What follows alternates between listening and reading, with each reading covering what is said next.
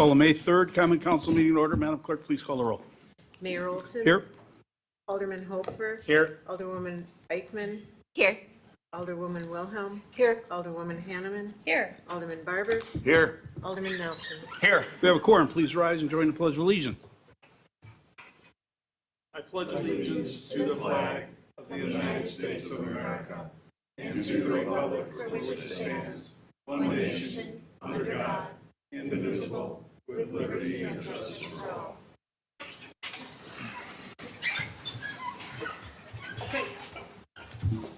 Okay. First item on the agenda is citizens' comment period. Any citizen wishing to speak, please rise, come forward, give us your name and address, and tell us what you want to tell us.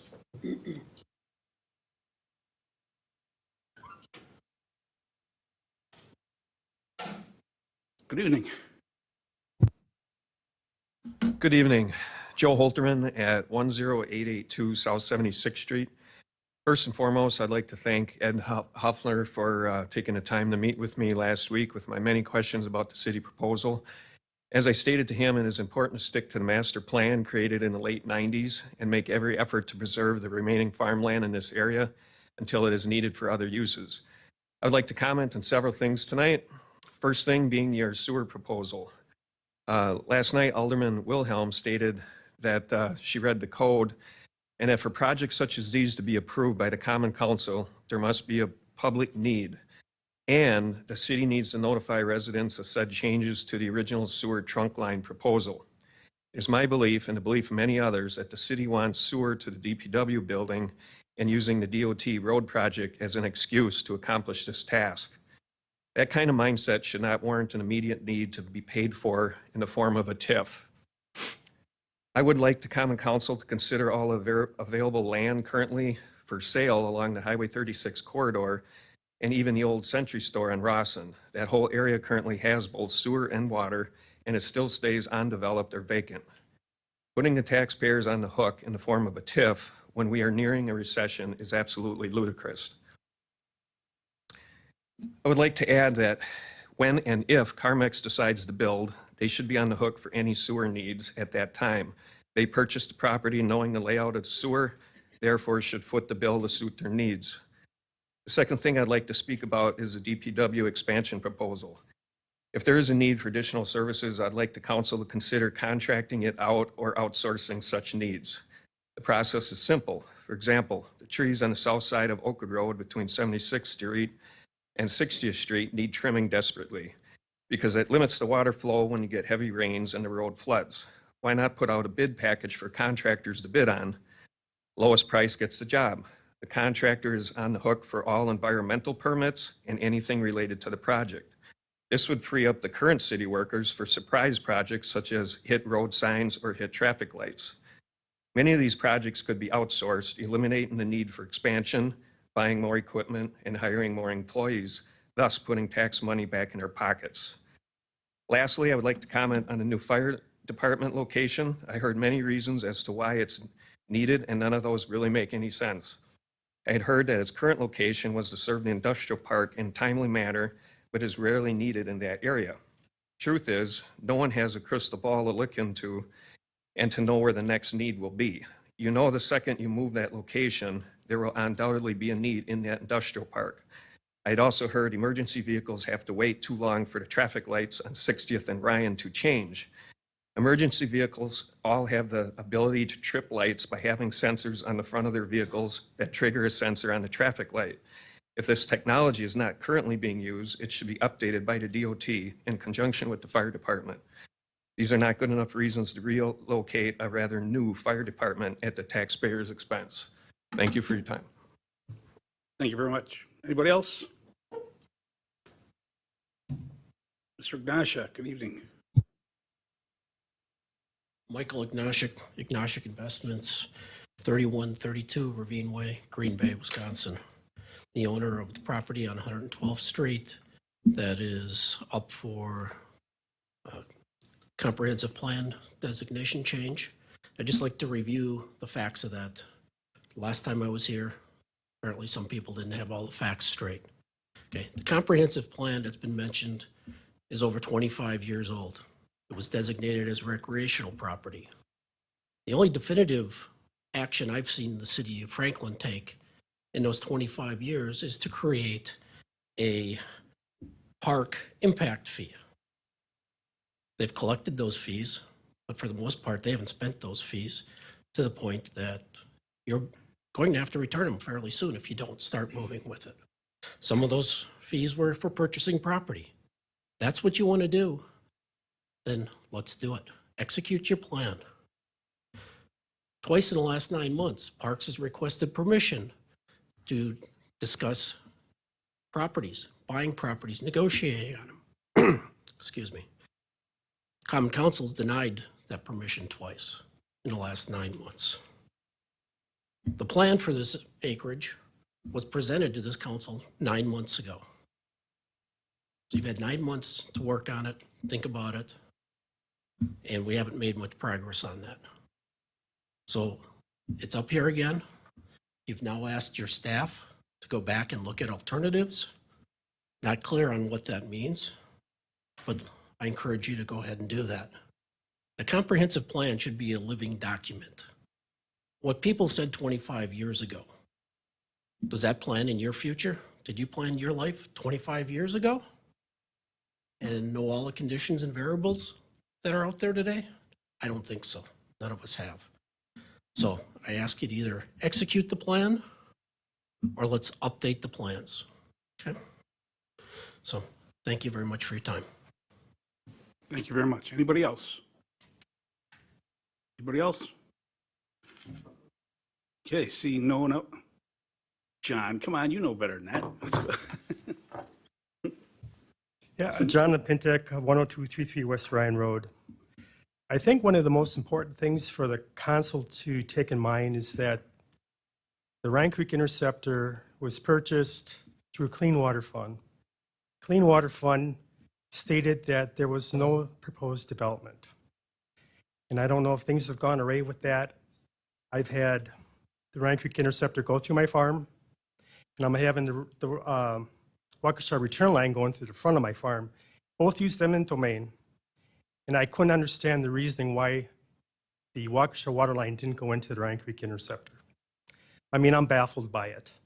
So if we're looking at all these developments, I'm just wondering if the Common Council, if the mayor, Steve, you were on the council when, and Kristen, you were on, Alderman, when they passed the Ryan Creek Interceptor. I don't know if there's any information about that, but I don't want you to pass a misconception to all these landowners that there's development if you're not following the rules.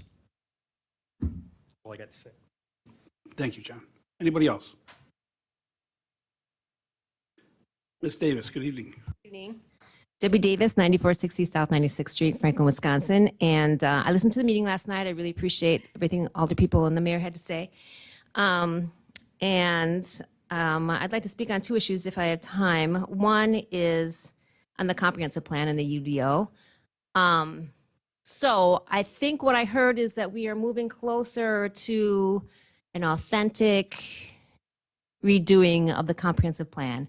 And I certainly hope that's the case because the piecemeal changes that we've made and the UDO right, I think aren't adequate, don't involve the public enough. And I heard last night that there are changes, that we have to take into consideration to make it sort of a living document, like changes in the economy and the market and the demographics. And that's true, but there are other changes too, like a critical loss in farmland and a critical loss in wetlands and a war that's compromising the world's food supply and global warming. And there's things that aren't changing, like a community that appreciates, according to the feedback I got in campaigning, really appreciates the rural nature of Franklin. So it's important that our changes are based on a community vision, and we're only going to get that through a real thorough, comprehensive plan process. So I like the idea of inviting people in, if we don't know what that process is, inviting people in who can talk about how important a comprehensive plan is and what's the best way to really engage people. So the UDO rewrite doesn't have an authentic public engagement component the way a comprehensive plan would. And I like, Mayor Olson, that you said that we need the UDO right to have these different categories for zoning, which is true. But what I also saw, and I saw a lot of great changes they made, I also saw a map with rezoning. And that should be creating a whole new map, a rezoned map of the city should be part of a comprehensive plan process that involves the public. I don't want my tax dollars to pay a consultant to take over my voice. These plans have to come from a community vision. And I want information too. I would like to know, so back in 2009, which wasn't really 25 years ago, in 2009, I was looking at a draft that said at that time, 21% of our land was in agricultural use, 21% of our land was either woodlands or wetlands. And I'd like to know, how has that changed now? Did we have a cap at that time about how much of that land we wanted to preserve in farmland and in our natural resources? And have we been compliant with that cap? I'd also like to know, did we set a cap on our population growth at that time? And what is our population growth now? Have we been compliant with that cap? I know we're going to talk about impact fees tonight, and there's going to be a projected population growth. And how do we come up with that projection? So all these things, all these decisions need to come from a community vision that was formed collaboratively and thoroughly. So that's one thing. So I would like more information on how these numbers have changed and what our timeline is for engaging comprehensive process, an authentic comprehensive plan process, change process. And if we need to invite someone in, that would be great. So that's one thing. The other thing, I heard some concerns. I heard some good answers about the code of conduct, but I also heard some concerns that seemed authentic to me. And I thought that, I don't think they would have come up if there weren't problems. And I don't think we can just sort of disregard them as like political. So I think this could be a good time with a new council to reinstate the ethics board and have every alderperson appoint a person to the ethics board, and it'd be something that people could go to if there's concerns, can help the checks and balances, and it's sort of a common element of good governance and nothing that anyone should be afraid of. So that's my recommendation, to move forward with some of the concerns about the code of conduct. Okay, thank you. Thank you very much. Anybody else? County Supervisor Taylor, good evening. Thank you, Steve Taylor, 2812 West Hilltop Lane. I don't want to make this a habit of coming here. I've been back-to-back meetings, so it's kind of nice having my Tuesday nights. I want to talk about this code of conduct and ethics, and I'm going to need more than 3 minutes, so hopefully I can have a little leeway here.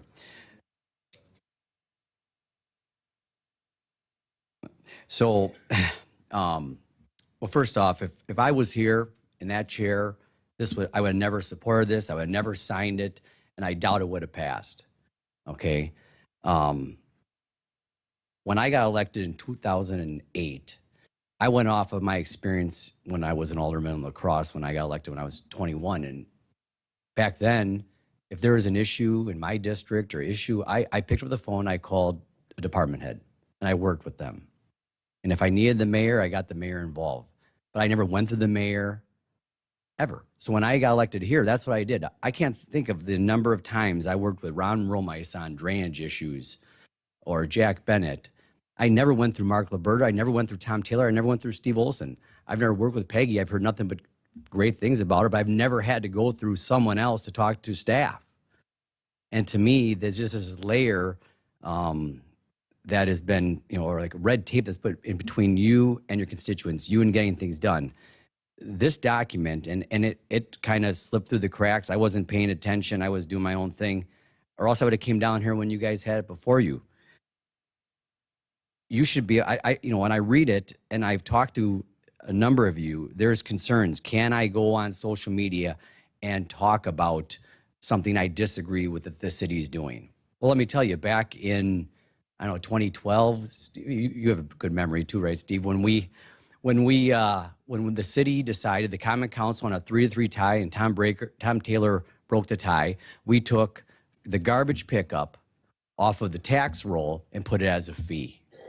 All right. I voted no. Kristen voted no. And we were talking earlier today, Kristen. I can't remember who the third person was. I think it was you. All right. It was Steve. And I remember we had a blog. I had a blog on the Franklin Now, and I talked about how terrible of a decision this was and why it was. Are you allowed to do that now? I think of the times as an alderman that I spoke to the media about an issue facing the city, are you allowed to do that now? If the answer is no on the last two, then this document, you might as well just walk away and let the mayor run the city. Okay, this is about checks and balances.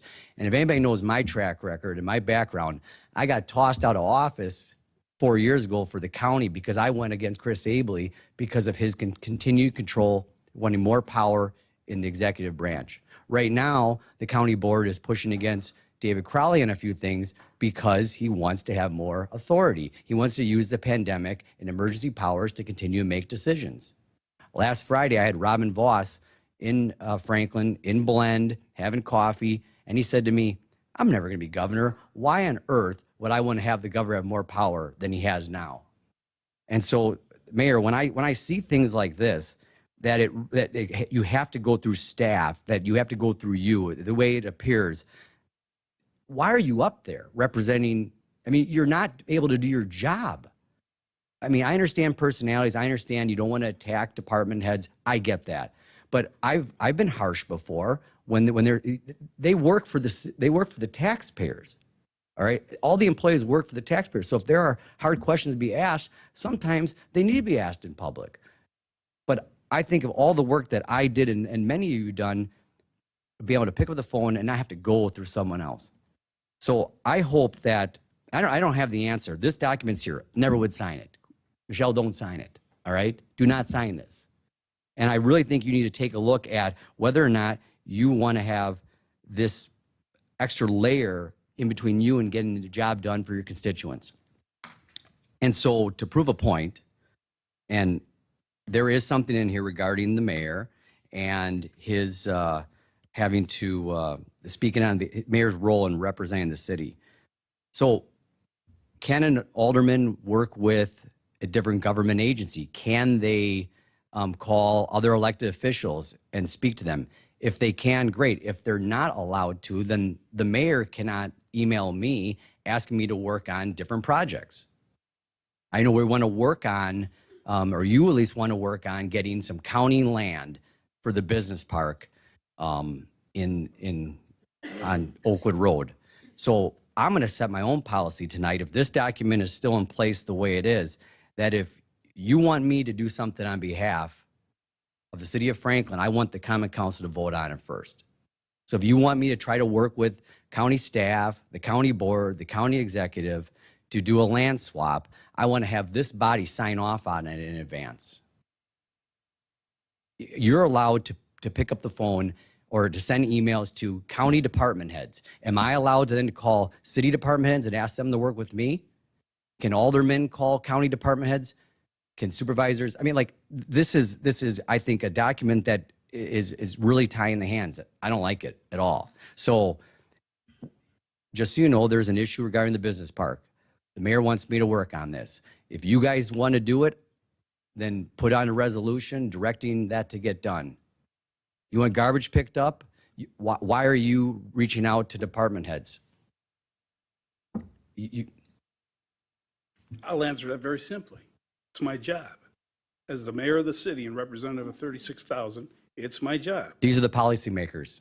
You implement, they Correct. set policy. Absolutely correct. So unfortunately, Absolutely correct. you set this policy.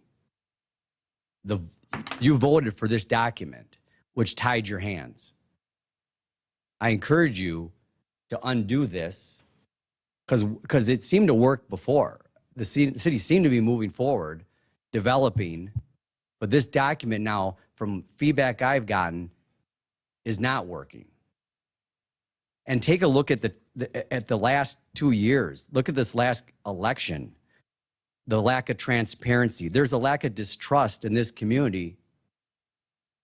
The residents, I've seen it. It's why I endorsed the people I endorsed, which I like Ed, all right, like Ed, but there's a perception, and I wanted to distance myself from that.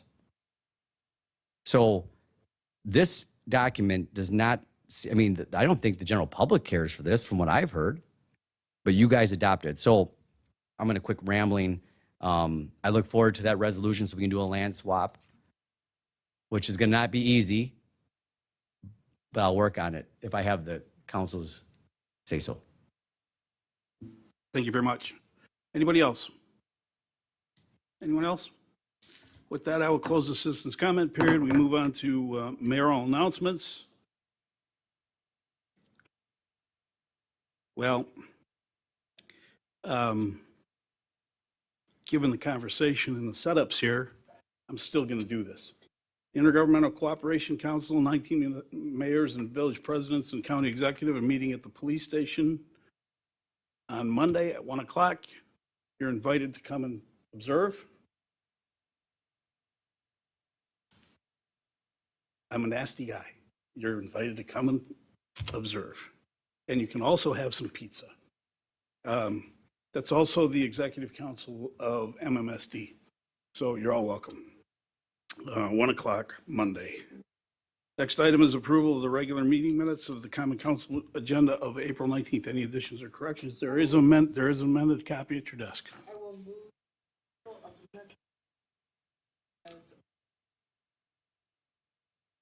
Is there a second? Wilhelm and Hofer. Alderman Barber.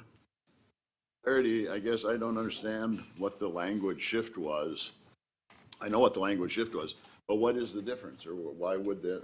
I think both things are saying the same exact thing. That's why I was just wondering. Madam Clerk. In the rules of the Common Council that you had adopted, the suggested wording was not that a member was absent. The suggested wording or approved wording was that the member was not present. Okay.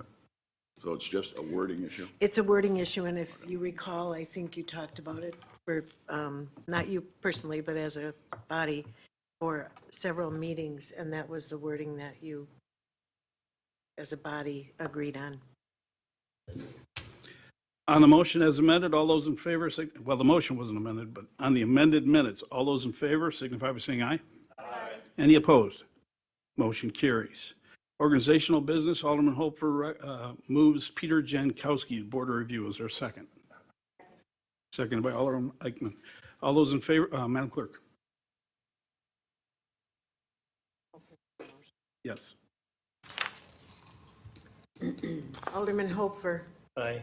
Alderwoman Eichmann. Aye. Alderman Wilhelm. Aye. Alderwoman Hanneman. Aye. Alderman Barber. Aye. Alderman Nelson. Aye. Motion carries. 6 ayes, no noes, no absence, no abstentions. Alderwoman Eichmann moves Rebecca Stuckart to the Board of Review. And I apologize if I said it wrong. Is there a second? Second. Second by Alderman Nelson. Madam Clerk. Alderman Nelson. Aye. Alderman Barber. Aye. Alderwoman Hanneman. Aye. Alderwoman Wilhelm. Aye. Alderwoman Eichmann. Aye. Alderman Hofer. Aye.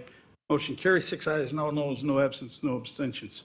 Under letters and petitions, you're in receipt of an email for No Mo May. Is there a motion to receive and place on file? So moved. Second. No action, correct? That's correct. All those in favor of the motion to receive and place on file? on that. I called the motion. Now I'll come back to you. All those in favor of the motion? Aye. Any opposed? Motion carries. Alderman Wilhelm. Well, not much having discussion on it before you vote on it, if you've already called the question, so, I guess it's moot. Good. I guess I'll make my comment that it's such a small period of time left, it wouldn't cost the city anything to just allow people to not get a, if they want to participate, they participate. You just don't, you have like 2 weeks where you don't give them a fine or send the weed cutter out. If they don't want to participate, they don't participate. That's how I would have looked at it, but I guess we're not considering that. Okay. Item G1 is consent agenda. Any request for separate action? Is there a motion to approve? Barber and Hanneman. All those in favor signify by saying aye. Aye. Any opposed? Motion carries. Item G2 is a report on the public library building. You got plans, Dennis? Please. Mr. McKnight is chairman of the library board. Jennifer Leffel is our library director. Good evening, both of you. Past President. With me, I'm Dennis McKnight. Was a member of the building committee that built the library 20 years ago. I'm currently on the Library Foundation, and I was president of the library board at the time the library was built, as well as serving on the board for 18 years. With me is Jennifer Leffel, who is the library director, and in the back, Maria Imp is president of the library board currently. There she is. Yeah, pardon me? Okay. And you're still on the library board on, okay. The reason I'm here is we, as a building committee, were charged with a vision to build a library of at least 20-year time frame. And that 20 years is up on Thursday. So I thought it'd be appropriate to give you a little report on how it went, how we're doing, and most importantly, give you some of the financials I think you'll be interested in. 20 years ago, Alderman Holfer was on the building committee with me. Mayor Olson was Alderman Olson back then. Sandy was there. Jesse was there. So the rest of you, I don't know, but it was a pleasure to work on this building for a lot of us. The old library, if you don't know, was right in back of the mayor there. What is now the senior center. It was 4,500 square feet. It was the smallest library in Milwaukee County, the smallest, okay? And what happened was a group of people got together and decided we need a new library. And the city, not in a real hurry to spend money at that time, and they never are, as I'm sure you know, because the police department building had just been built. Okay, so here we come, and we're looking to spend some money to build a library. So we went to a referendum.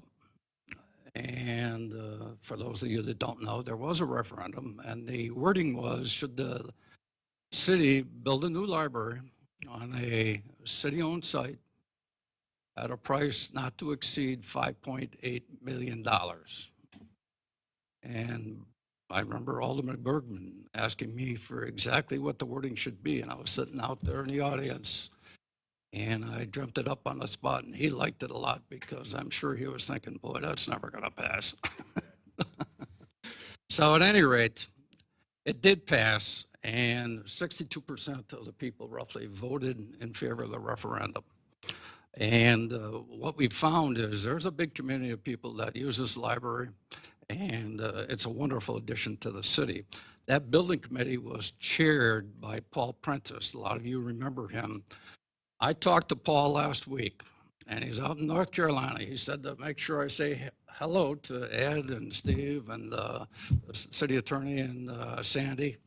Sandy, you remember, and special thanks to you. Every Friday, Barbara Rourke, myself, and Paul would get together, and Paul was a lawyer by training, and boy, did we need him to be a lawyer because we need to come to the council every Friday with a proposal for the next Tuesday meeting. So we did that. I think we met with the council for a whole year while the library was being built.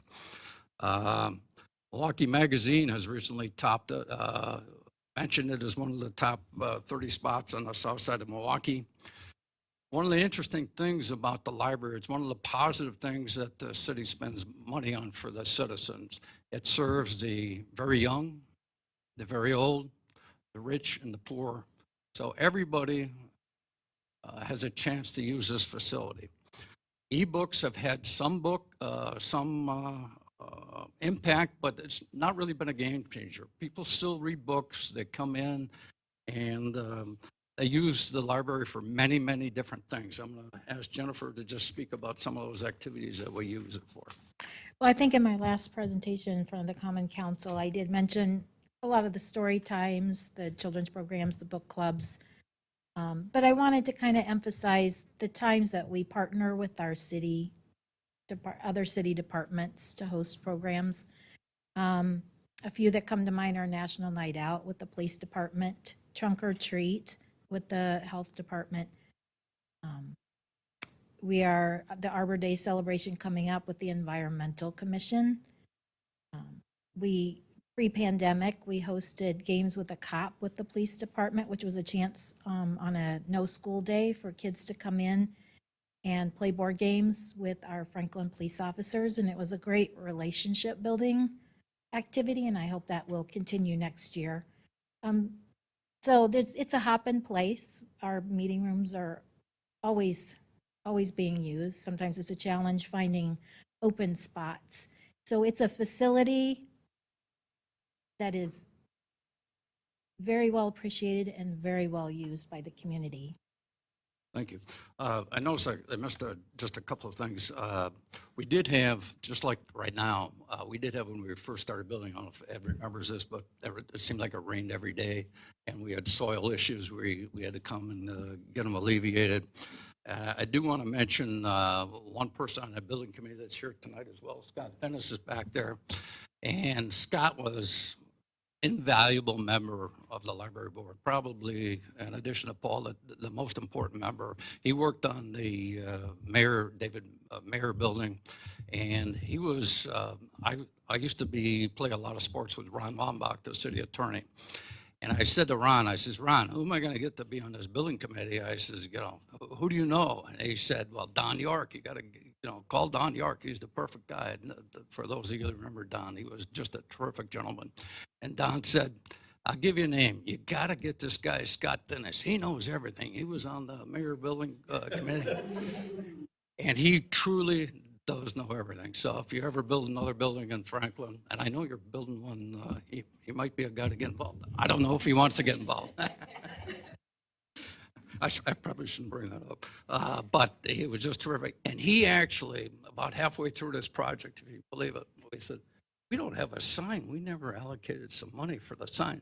Scott says, I'll come up with something. Scott designed that sign, that beautiful sign that's out there. So that was all Scott. He was just terrific. So let me go on with the details here. Jennifer told you about the meeting rooms. That's probably, for me, one of the biggest surprises for the library. These meeting rooms that we have, and the numbers are that we've just this first 3 months of this year, 422 meeting room uses.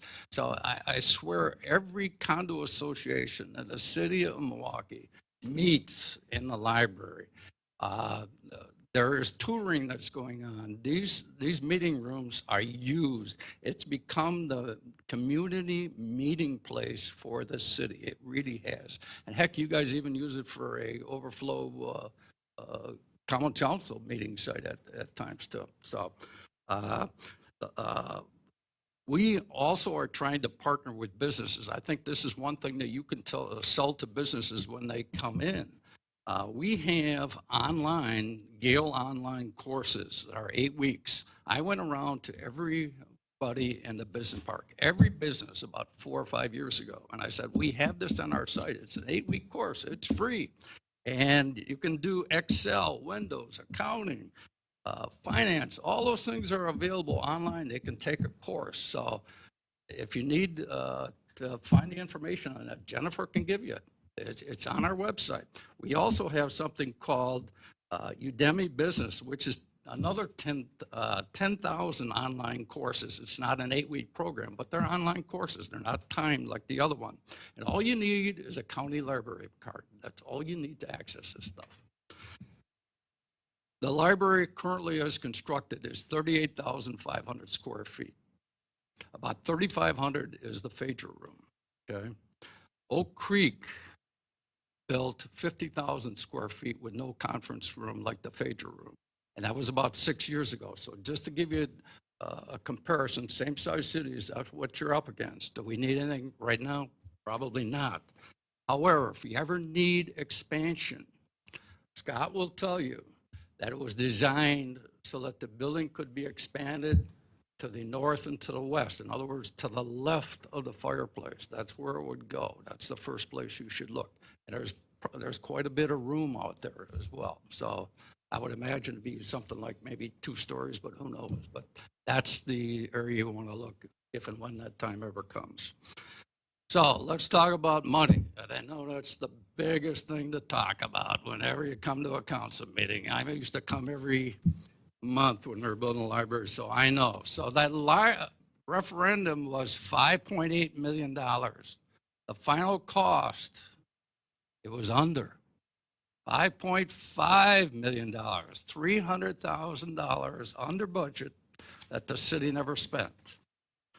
Reciprocal borrowing, pardon me? Well, you spent it on something else, okay. You didn't spend it on the library. But I'm sure they take, would you take that money now? Okay, just a question. Don't put me on the spot. Okay. If you're not familiar with the term reciprocal borrowing, that's when a resident from another city comes to check out a book, or if a Franklin resident goes to another library and checks out a book or a piece of material. Prior to the library building being built, the new building, the year before reciprocal borrowing, that Franklin wrote a check to Milwaukee County Federated Library System was $120,000 out the door, out the door. Milwaukee County Federated Library System figures for the last 17 years, they don't have the first 3 years, 3, 4, and 5, 2003, 4, and 5. But the figures that they do have, we have 2 years, we were over 120,000 received. Another 2 years, over $110,000 received. Another 3 years, over 100,000. The 17 years total, $1.48 million received. Now think about this. In 1 year you paid out 120, and some year you took in 120. That's $240,000. That's a $250,000 swing. Okay, and I know that those budgets were like $1 million to start with. That's a huge down payment on that budget. I think you'd all agree. The city also budgeted, while every year I was on the board, and it's just a little bit under that now, but there was a line item, $50,000 every year in reciprocal borrowing. So you were taking some of that money and it was budgeted in. The rest of it went for funding the future maintenance and for other uses. But that's what all came in. So I want you to be aware of that. In summary, I believe this library has been a huge, huge financial win for the city and its residents, not to mention the cultural benefits. And probably those are the most important of all. So I want to express finally my thanks to all the people that worked on this and made this a reality. It took a heck of a lot of people, but it sure was worth it. So thank you. And any questions that we can answer? First of all, thanks for your service all these years on the library board. You're welcome. Very much appreciate it, and your friendship, of course.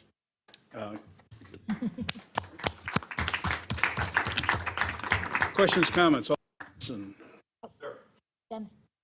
don't go away. Please. Quick question.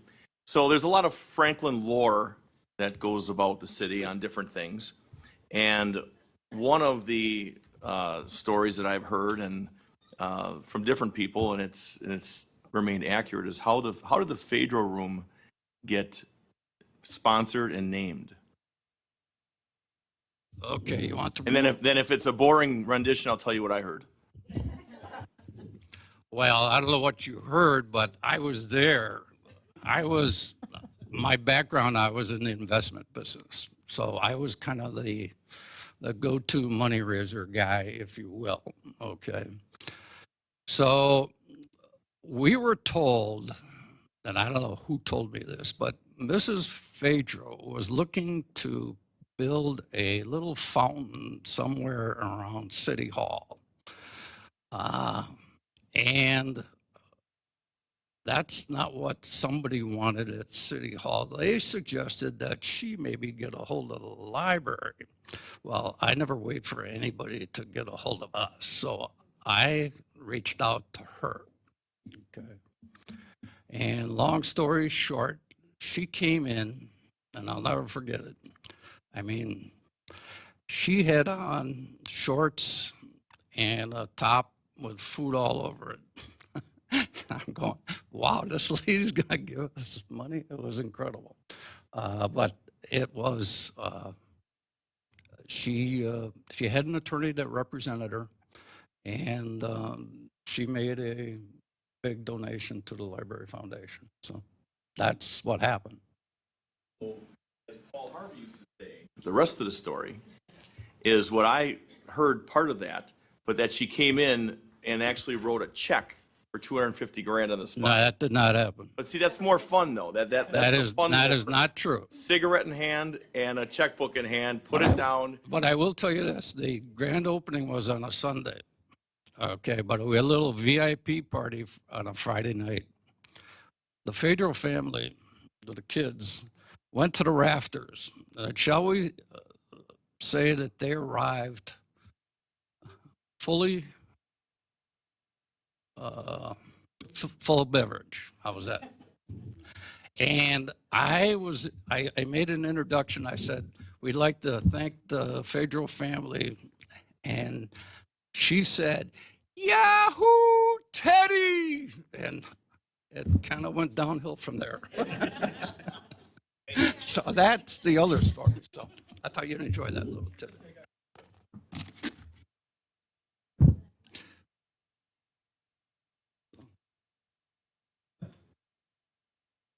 Thank you very much. Thank you. Next item is item 2, which is the the draft of the impact fee study. Ed Maxwell from Rupert Milkie. And the Director of Administration. Did I say 2? I'm a knucklehead. It's 3. Yeah, I could do that, sure.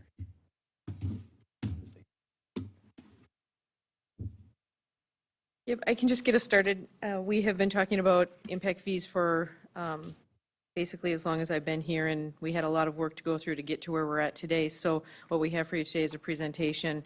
There's 4: water, sewer, fire, and transportation are the 4 areas that we have on tonight's agenda.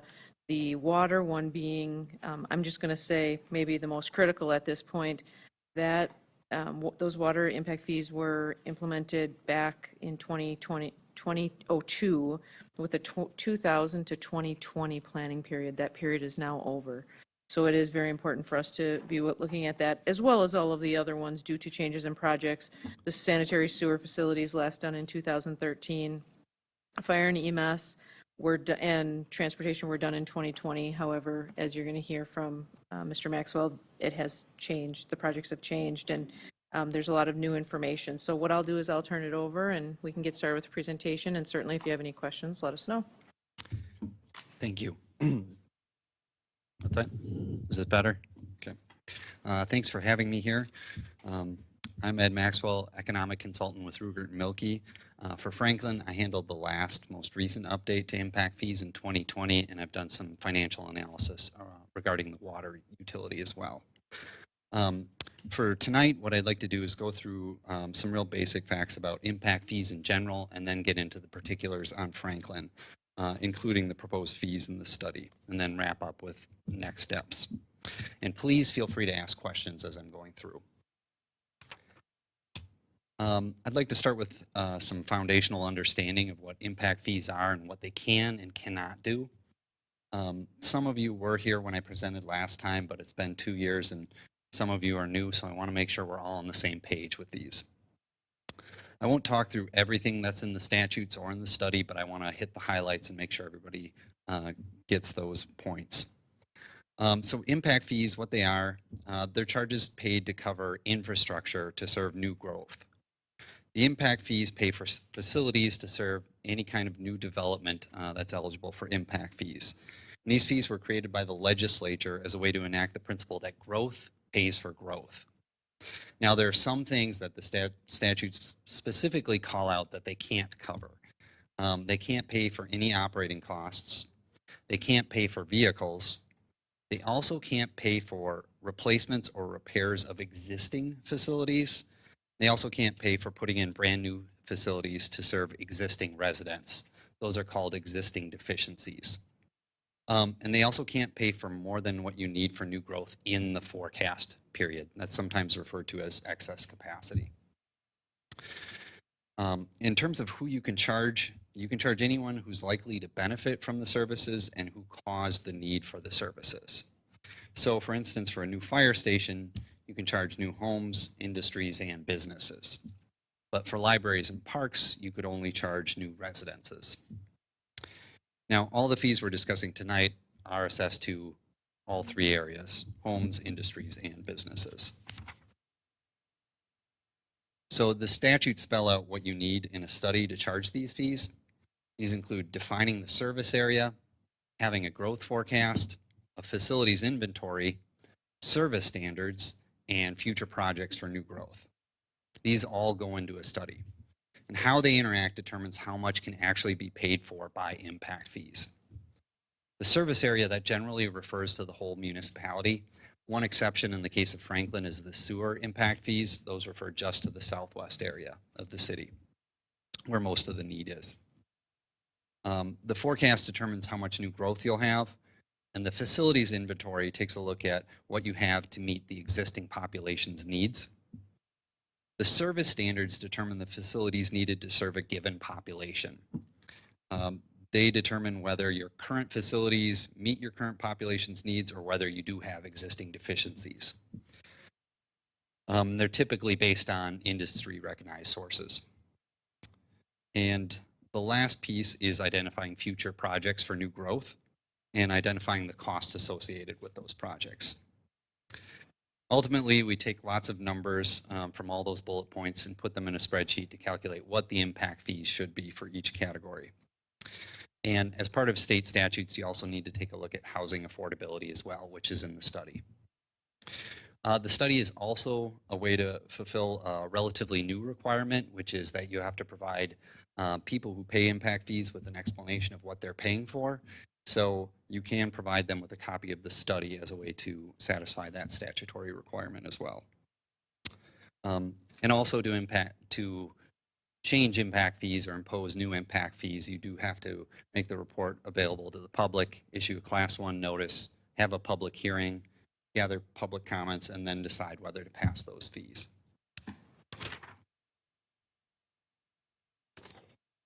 I want to step back and give a real simple explanation of how the fee is calculated. The fee itself, at its core, it's just a division problem. On the top, you have the portion of the costs that are attributable to new growth, and on the bottom, you have that new growth. So that's really it in a nutshell. A simple example is, let's say you have $1 million in projects to serve new growth, and the forecast says you'll have 1,000 new homes. You take the million divided by the 1,000 new homes, and that would mean each home would pay $1,000. Now, there's a lot more numbers and analysis that goes into it, but that's the core of the calculation. Getting back to the requirements, the municipality has to do some things to maintain the fees. Reports, each year staff has to report out on what was collected and what was spent for each category. Also, you have to keep track of the funds separately. So each department or area that has impact fees has to track those separately. The refunds is kind of a big deal. You have to refund the funds if they're not spent within 8 years. The one exception is sewer, which gets 10 years for some reason. So you need good record keeping. You need to keep track of when you're collecting fees from whom. And also, there was a recent state statute change. You have to issue refunds to the person who originally paid the fee, not to the person who owns the property. So that would be a logistical challenge that's best avoided. The last one isn't a requirement, but I strongly recommend you do this. Updating the impact fees every 5 or so years. If the forecast or the future projects change, then the fees really should change. Otherwise, you end up over-collecting or under-collecting, and both are bad. Over-collecting, you need to issue refunds. Under-collecting, you end up with a deficit or shortfall over time. That did happen with library fees, which were instituted in 2002. There was an aggressive forecast which was not met, and the fees weren't revised till 2020, and so there was a deficit there that was addressed in the last study, but it's best to avoid getting in that situation in the first place. Let's get into the specifics of Franklin next. A quick rundown on Franklin's history with impact fees. Started 20 years ago. Franklin had the foresight back then to put these in place before a lot of growth happened. The benefits of doing that was it was less for existing taxpayers to pay for this infrastructure to serve new growth. Also helped keep your borrowing costs down and helped you plan for new growth. So in 2002, most of the major areas were looked at and examined, and most of those areas had impact fees implemented for them. And then in 2004, they were amended because of new projects for police and fire. And then 2012, sanitary sewer was looked at and ultimately recommended to be implemented for fees in 2013. And then parks were updated in 2013 and 2015 due to new projects being added. And then 2020, most of the areas were looked at again. Now we're here taking a look at 4 areas. Transportation and fire again due to projects changing since what was proposed in 2020. And then also updating water and sewer, which are due or overdue for that. So speaking of forecasts, I'd like to take a look at the population forecast. So for the population forecast, I started with the Department of Administration's forecast for Franklin, and having some discussions with city staff, including the planning manager, I adjusted this downward by about 25%, given that the rate of growth has slowed recently. Now, the percentage included here is about 0.75% per year, so there's still a healthy amount of growth taking place, but it's more in line with what Franklin has been seeing in the last 10 or so years. So once we have a population forecast, we can divide up the population growth among units of housing based on best estimates of how many people live in each house. And then we have a forecast of housing units that we apply for our residential growth. Yes?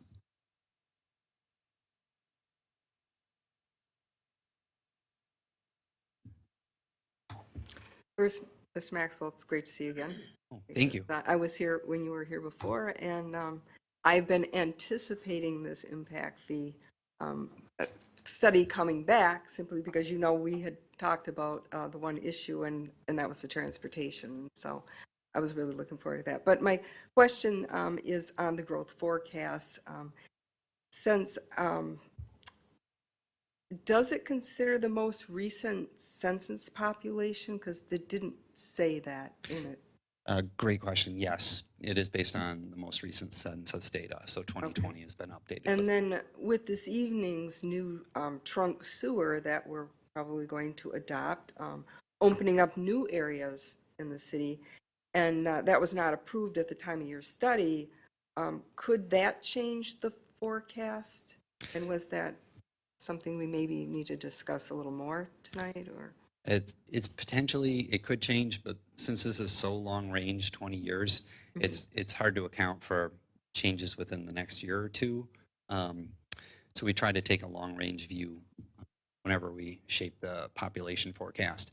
But to your point, that's why it's so important to update these periodically every few years to account for growth that comes in higher or lower than what we expect. So your original draft had more like a 7,000 figure, this 5,000. It's quite a drop. What do you establish for that growth or that loss? Is it just because everything is sold that much, or? Yeah, Okay. between 2010 and 2020, growth was down to a little less than 0.5% per year on average. Okay. So that's a significant slowing from 2000 to 2010. Now that doesn't mean it can't pick back up. And so we took sort of a hybrid average between the 2 decades as an approach. Okay. Yeah. Thanks. Good explanation. Appreciate that. Yeah, you're welcome. Thank you. So yeah, this applies to the residential forecast.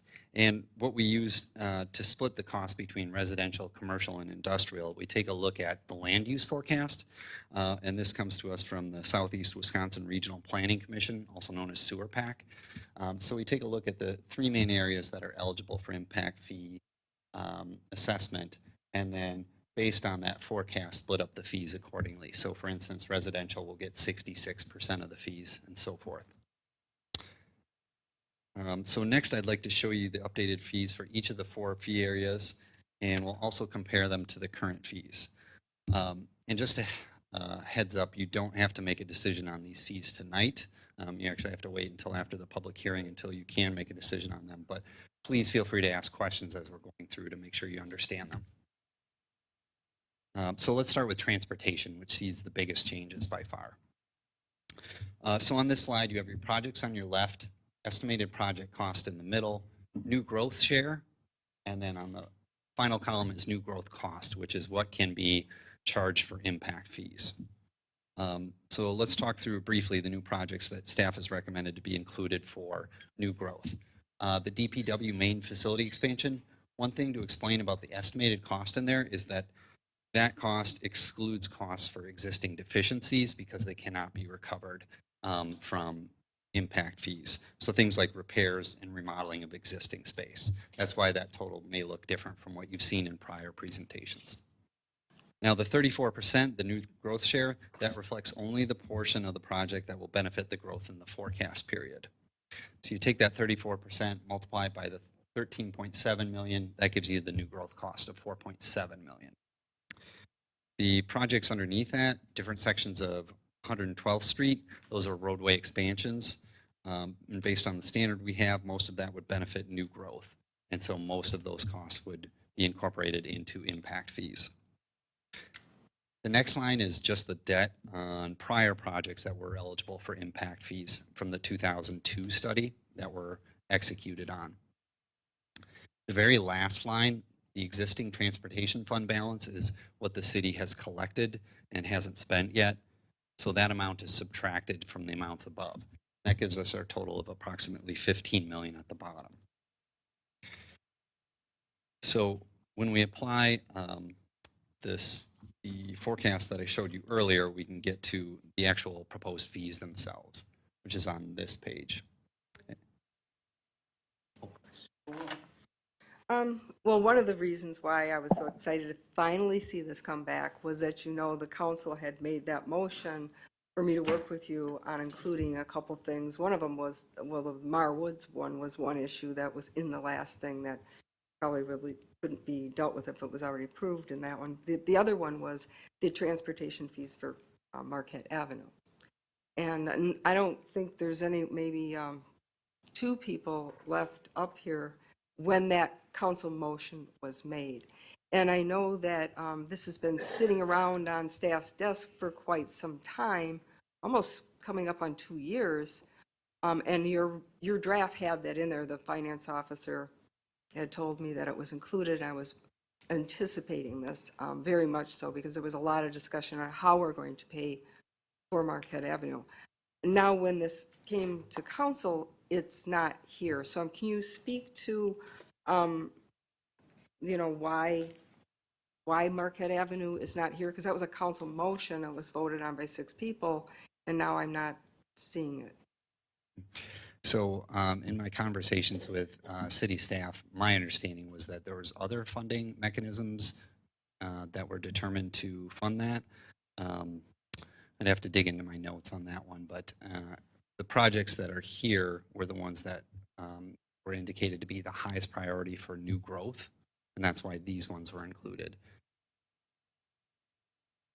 I suppose.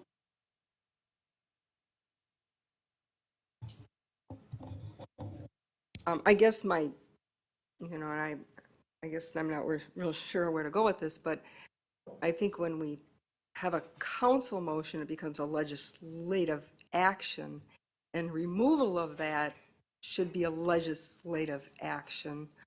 And I would have hoped that that draft would have came through. The issue with that impact fee document that you so well have put together, and did include that 100% of Marquette Avenue was eligible to be paid for in the report that you had drafted, because I have the copy of it here.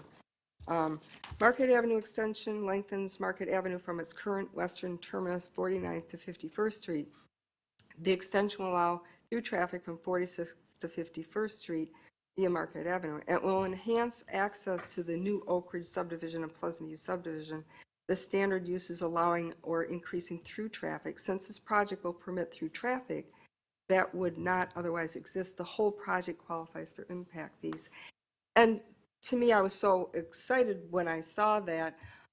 what ended up happening, because this didn't come forward, there was many discussions about how we were going to pay for that road. And I guess I'm not really sure exactly what funds we're using for, but I was going by the motion which was made on April 6, 2020, when Alderwoman moved or had this transportation item be included. And it was seconded by Alderman Nelson, and we all voted yes in that. So, at this point, without having it in there, now it's going to fall on our general fund and our, on the taxpayers. And I wondered if, it would be wise to, instead of taking it out of our general fund, since this project qualifies, to insert that back in. I think you said it was 1.3. I think that if we insert it back in, it wouldn't have to be at that amount, because there's been some other special assessments for the developer having lots that face it. But I would think that that would be much better than taking it out of our budget. So that would be one thing I would like to see included on that. So thank you for, these other projects, but I'll let you have the floor back. Thank you. So maybe we can just talk about that a little bit. So we did go through that a lot, and Ed did some new calculations, and it was not 100%. It was a very small percent, 9%. I think it was 9% it ended up being. And at that point, we already had the funding in place. It's still going to be in place for the trail pieces of that job, but it went down to 9%, and it really, because the project was going to be done before the impact fees were going to be implemented, it wasn't viable. Alderwoman, just a second. First of all, your mic's not on, but we've got 17 items on the agenda. This is a very important one, but if we dwell on one particular aspect of each item, we'll never get out of here. So if you could ask your questions more succinctly, that would be appropriate, but let's try to keep things moving. I thought I was being pretty succinct on asking my questions, because this is very important. It's very important because that road will then come out of our general fund, which is straight out of taxpayers, and if there was any amount. So I think I have the floor. I hear some other conversations. But so can you tell me how it ended up being that? Because had this document came to fruition when you did it, it said that. So what made that big change? Just so the legislative body who makes these decisions on this could understand how it got removed from the document. Yeah, so there were two reasons why it got removed. One was because, as I mentioned earlier, my understanding was that there were alternative funding mechanisms proposed for it, and so therefore it was not a priority for serving new growth. And two, in my discussions with city staff, I realized I wasn't applying really the right standard to it. And so when I applied a more fitting standard, it did cause the estimate that could be recovered for impact fees to drop. I don't recall the specifics of the standards, because it has frankly been a while since I've looked at that project. It becomes extremely drop that down. Both developers have tax property out. So the developers didn't. I know that this is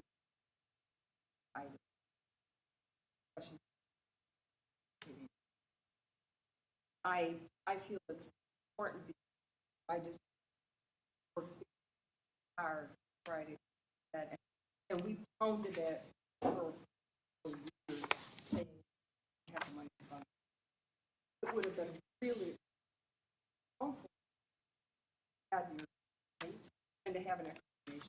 Had the council in or out. I think I would like to see when reports come to the council, the direct form and staff make their just legislative body has the opportunity to take those, because those are legislative action price. And I understand. At the there was always some reason it was how we budget. So I'm just disappointed in that aspect of that. Mr. Maxwell, can you continue, please? Thank you, Alderwoman. Thank you. So when we look at the projects that are included right now, you can see that it does cause a tremendous increase if these fees were adopted as proposed. And so for a bit of context, I thought it might be helpful to provide a breakdown of the fees. So what you're looking at here, you've got your development type on the left, and then the current fees in the middle there in italics, starting with $696 for single-family homes. And then to the right of that, the potential fees are broken down by individual project, so you can see how much of each dollar amount each project is. So for the debt on the prior projects, less the fund balance, that's $239 for the residential impact fee being proposed.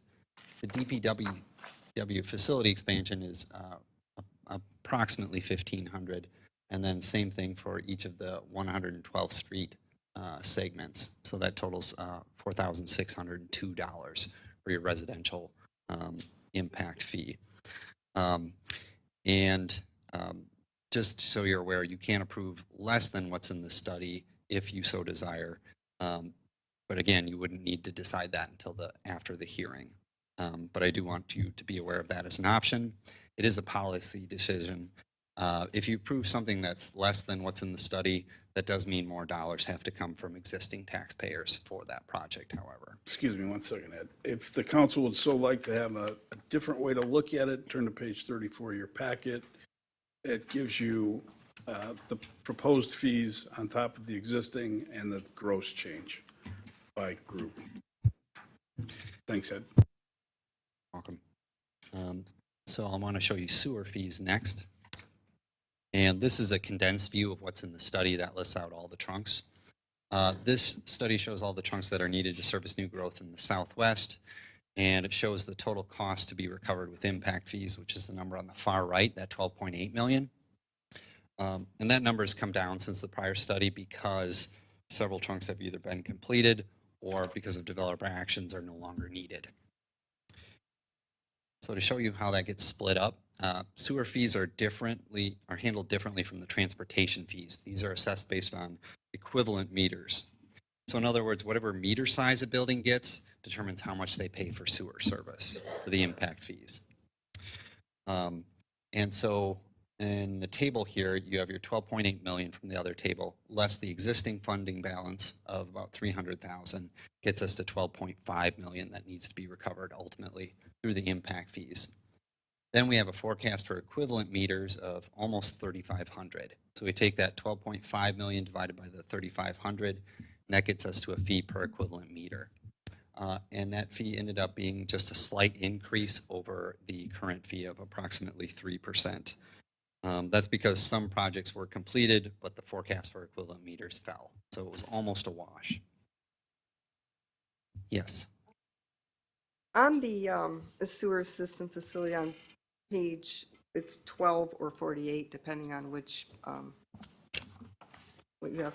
You talk about the total excludes the trunks 12R and 24.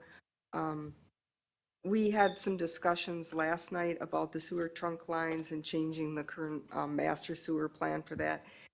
Does this reflect those current changes that we might be doing as far as the sewer trunk lines? Because we eliminated some and we also added some back in. So does your chart take all of those into consideration? Did you get the latest updates on that one? Or It's a great question. I'm going to defer to Mr. Okay. Morrow on that one.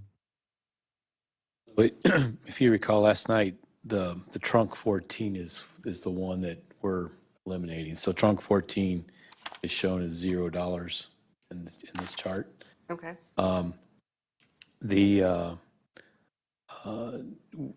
To answer your question, yes, but I don't remember what the other trunk lines were. 25 and 26, maybe?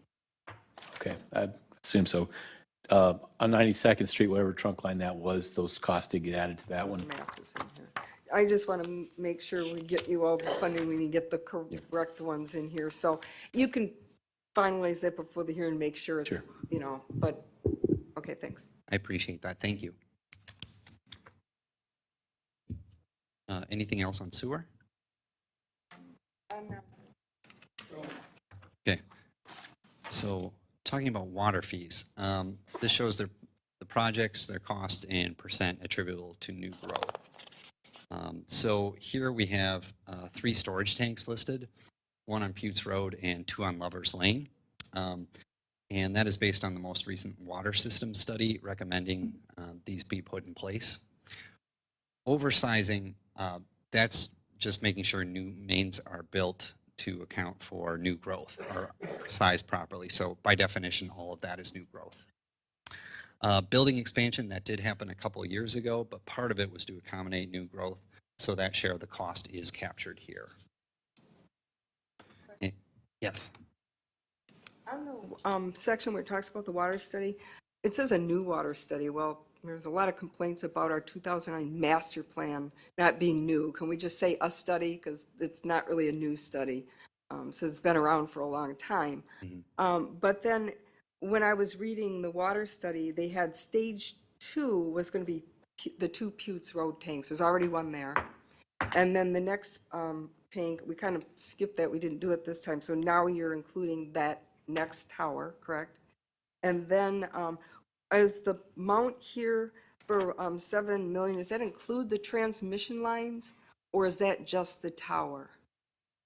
That would include, I believe it would include part of the transmission Okay, lines so maybe we attributable could to new growth. Add transmission and transmissions to that one. Okay. And then on stage 3, when I looked at the water system, it said 1.5 on Lovers Lane versus 2. And then it had the 16-inch transmission lines, St. Martin's and the Forest Home lines.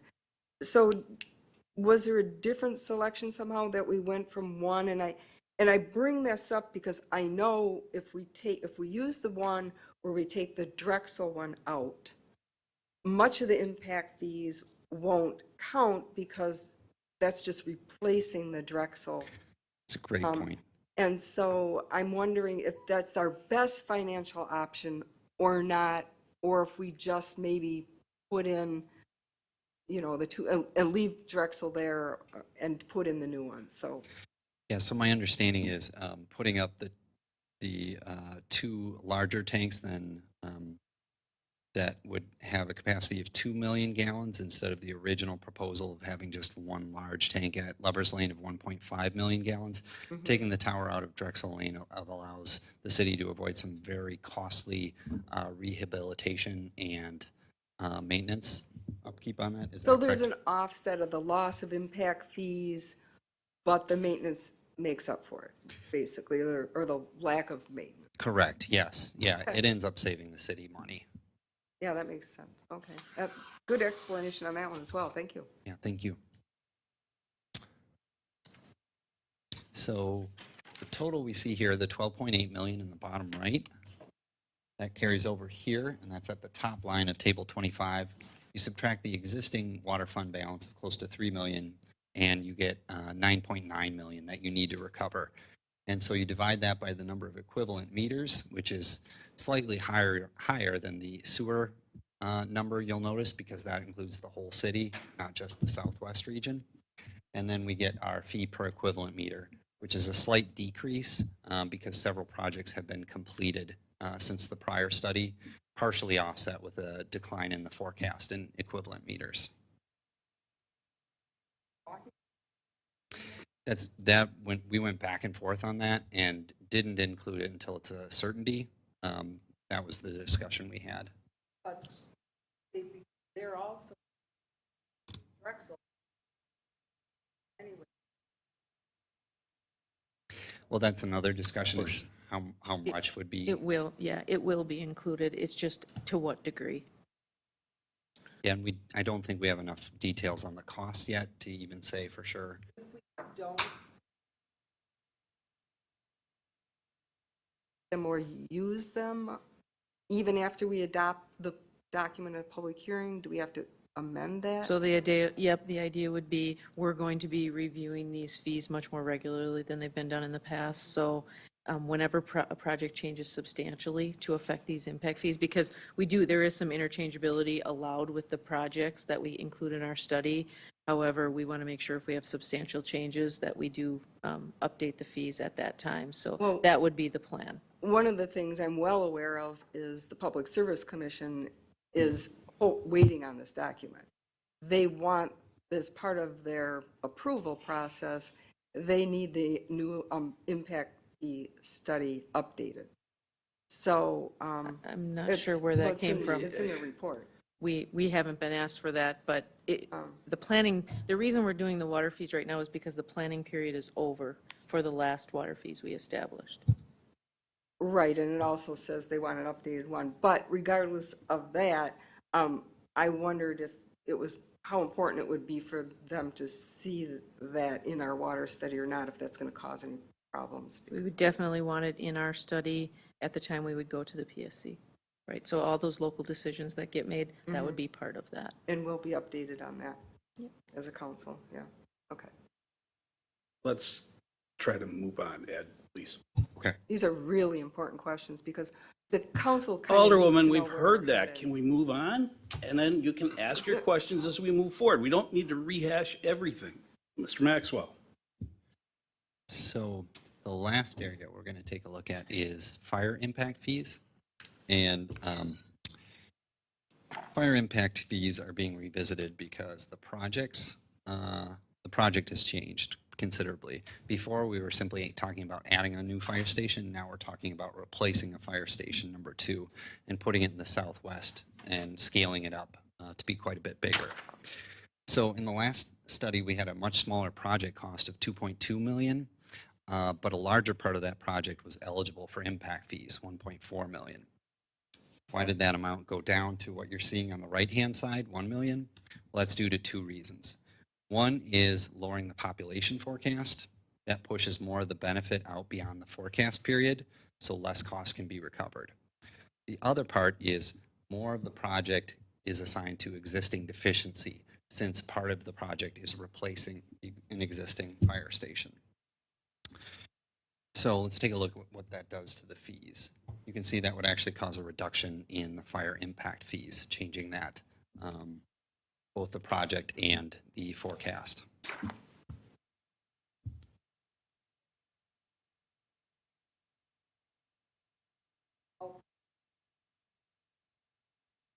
I don't know. I'd have to run the math. That's the short answer. Yeah.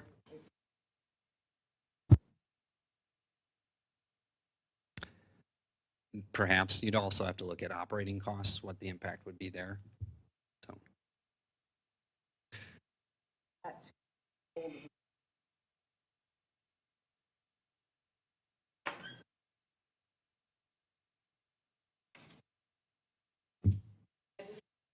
We'd be looking at vacating the fire station in the industrial park. That's, yes.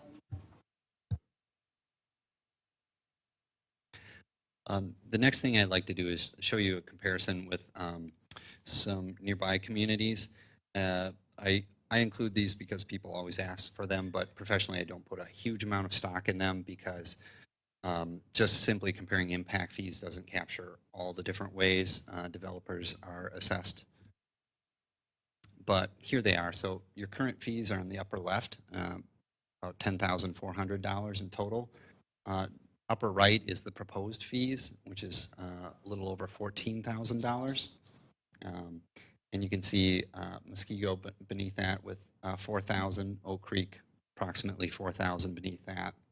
Then to the right, there's the city of New Berlin, approximately 2,000, Menominee Falls about 9,400, and then Greenfield at about 1,800.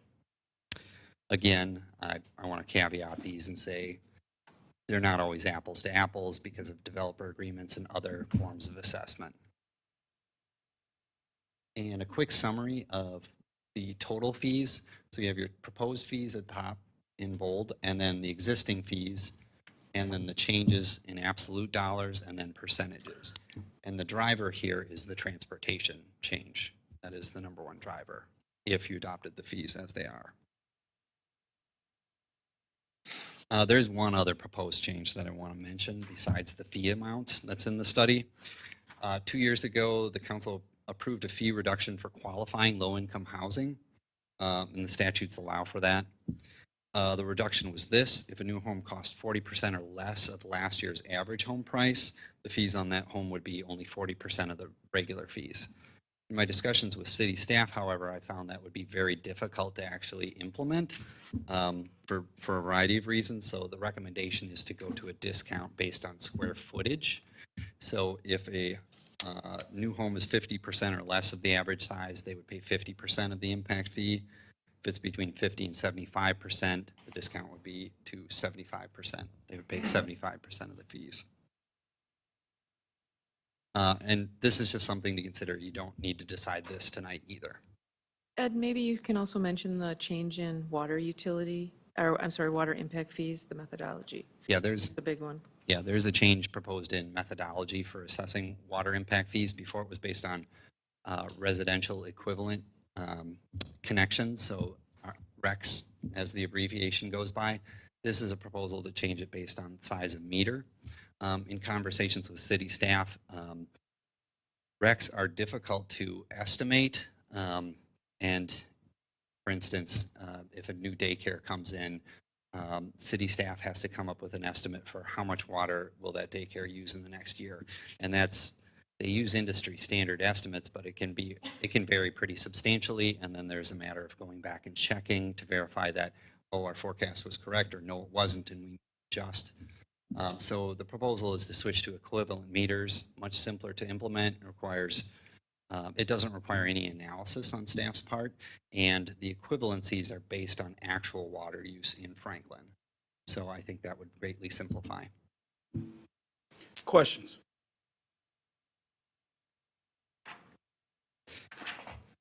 Alderman Hofer. Will you be addressing police and law enforcement at a later date? Yes, those were updated in 2020, but they would be due for the next cycle, which if we're sticking to the 5-year plan, it would be in 3 years. 3 years. Yeah. So When you do that, do we evaluate the effectiveness of the charge compared to usage? yes, are you talking about like Well, forecast versus? Yeah, specifically, I'm looking, when I look, and I realize that's not tonight, but, $185 per 1,000 square foot for commercial, when you think about, theft and all, bad checks and all the other stuff that goes on, if hotels, motels are included in there, I see a lot of time potentially being sucked up in there, and it seems like a little on the low side. But I'd like to see what the actual experience cost is. Mhm. Okay. Thank you. Russ? Your motion to accept are there any proposed changes to the projects listed in the charts, various charts? Nope. Is there a motion to accept the needs impact fee? So moved. And set a public hearing date? Is there a second? Barber and Hanneman, all those in favor? Aye. Any opposed? Motion carries. So the next thing will be go to a public hearing. Okay, thank you very much, Ed. Thank you. Thank you. Okay, next item is G4 on page 69 of the packet, an ordinance to amend the comprehensive master plan for the future land use map for the Ignashak property. Is there a motion or questions? No, the zoning. Well, you do whatever you want, but the zoning is requested. Yes, Is this one? it's both this one and the next one. Okay, all right. Hold it, wait a minute, 1 second, Mr. City Attorney. Just the motion on the action sheet and add to table 2 meeting on June 21, 22.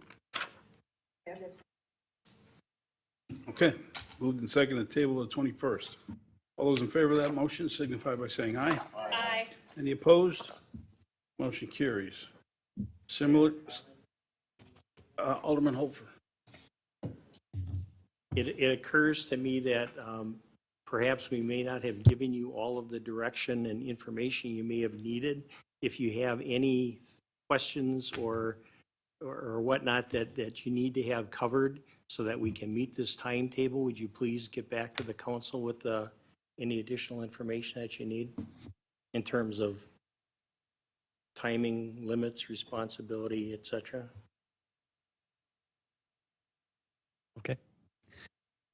Except on behalf of the rest of the staff.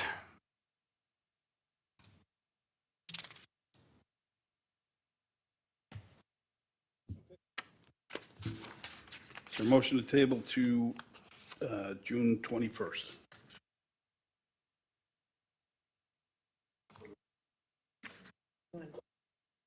I'm on 5. We did 4. I thought I announced this. All right, we're on G5, page 89, which is the Unified Development Ordinance, the zoning map, rezoning the table till June 21st. Nelson and Wilhelm. All those in favor of that motion signify by saying aye. Aye. Any opposed? Motion carries. G6, and there's a new action sheet in front of you. Standards finding the decision of the City of Franklin regarding the fiduciary development on 27th Street, natural resources special exceptions. Hanneman and Wilhelm, all those in favor? Aye. Any opposed? Motion carries. G7, page 181, decision regarding return on investment analysis presentation. This is Keith. Mr. Eddy.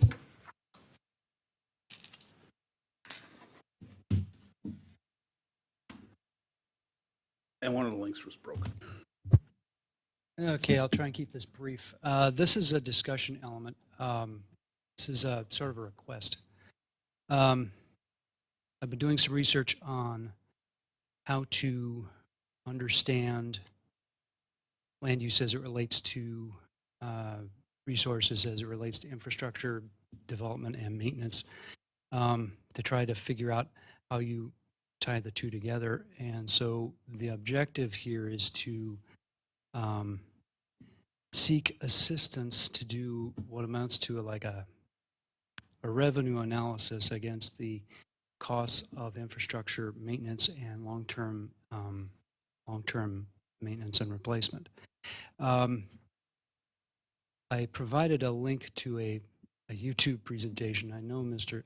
Alderman Holfer reviewed it, among other things. The YouTube presentation is by a guy named Jason Slaughter, which is an interesting name in and of itself. But he is actually by training an electrical engineer. He started doing this channel about 2.5, 3 years ago because he was fascinated by the urban environment around him and why does this not make sense? And then over the course of time, he got latched into the group Strong Towns, which is founded by a traffic engineer named Chuck Marone. I got him one of his books. His most recent book is called Confessions of a Recovering Engineer.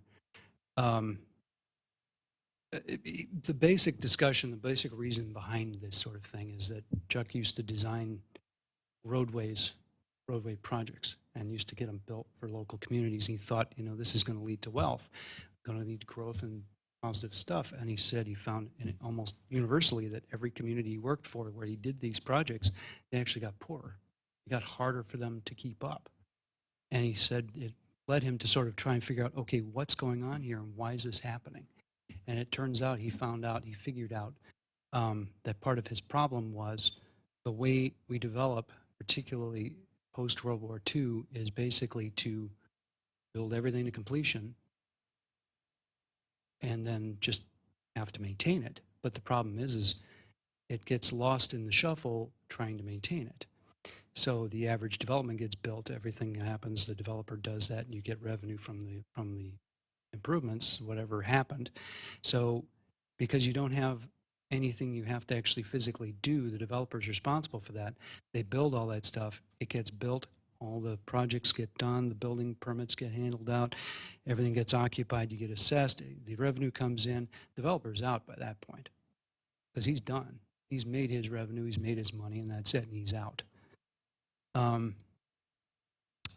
What the municipality gets with is maintaining everything that was considered public sphere forever, literally forever.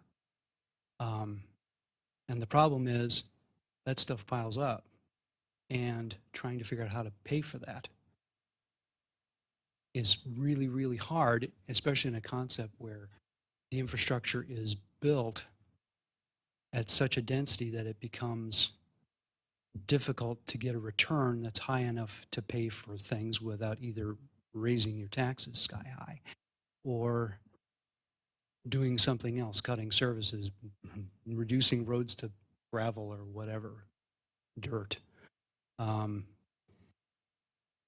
The basis of this is to actually take, and the video does show this to some degree. I don't know if we want to show it because we're already running late.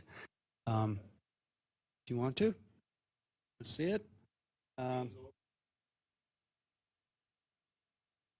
right. Well, We do have people in the audience who are here on their own time. Booking a family vacation in a Verbo means no, this one's about 9 minutes. The reality is yes, we in fact need a new way to judge the return on investment. This is the city of Lafayette.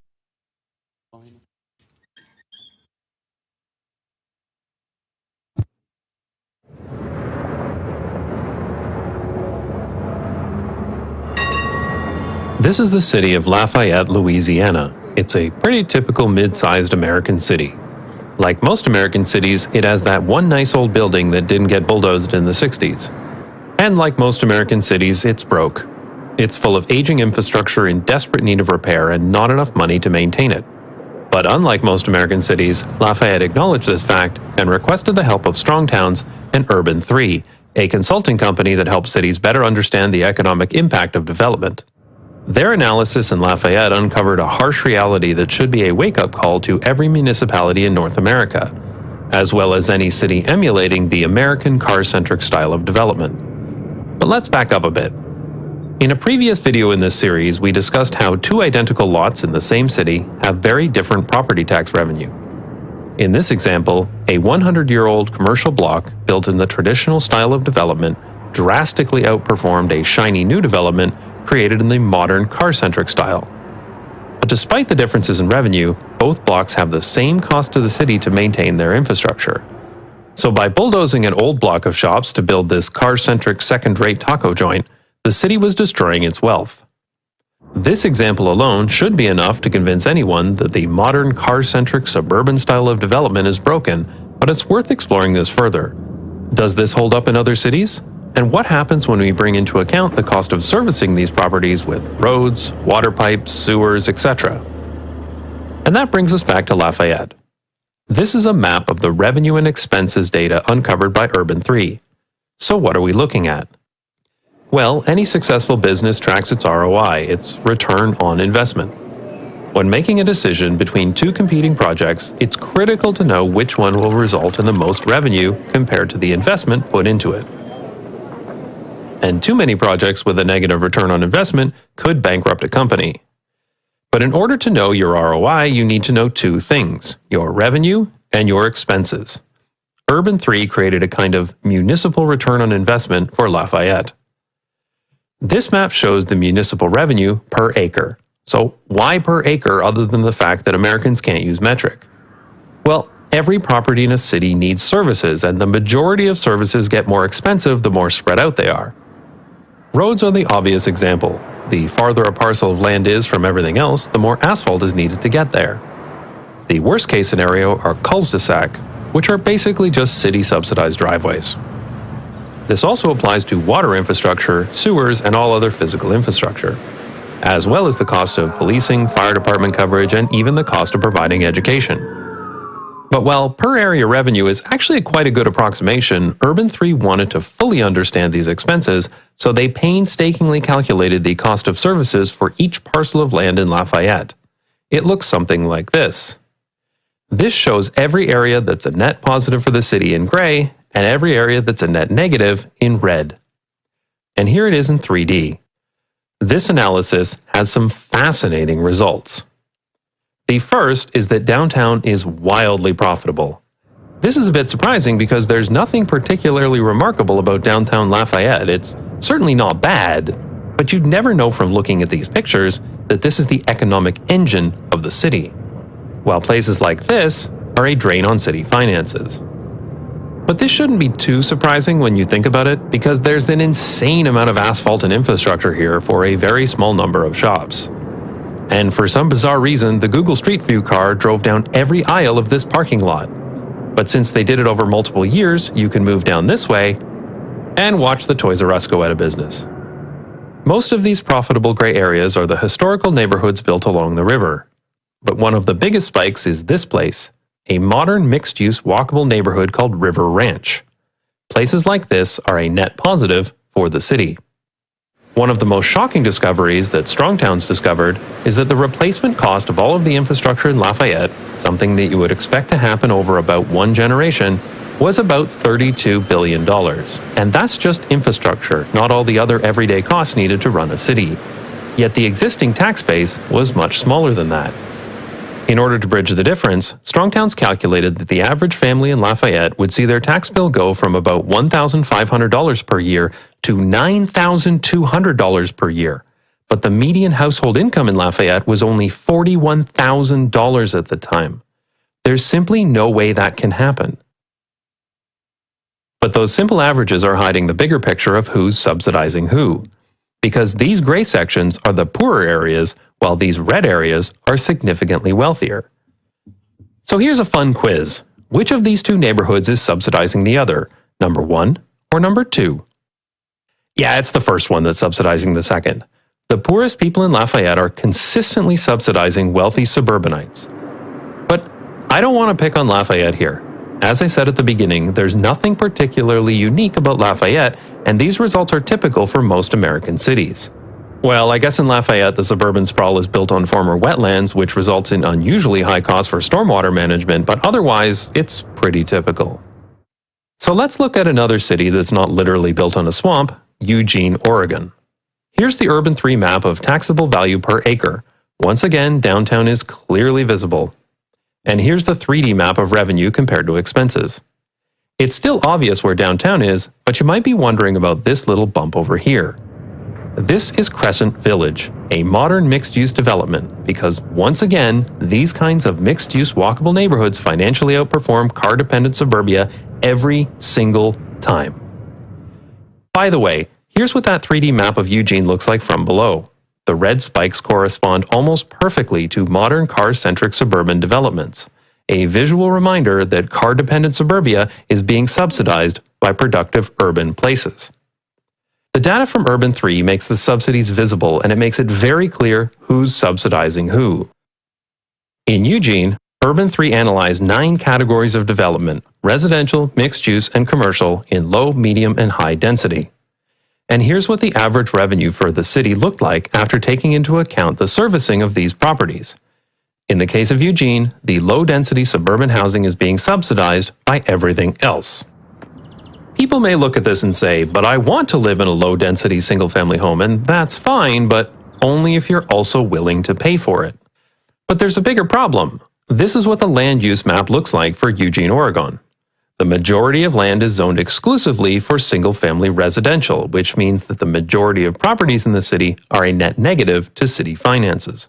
And this is a pretty typical result for an American city. When you see results like this, is there any surprise that American cities are broke?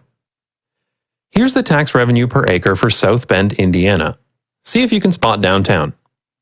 Or here in Charleston, South Carolina. Or in St. Paul, Minnesota. And here's the entire state of New Hampshire, with all of the traditional downtown neighborhoods clearly visible.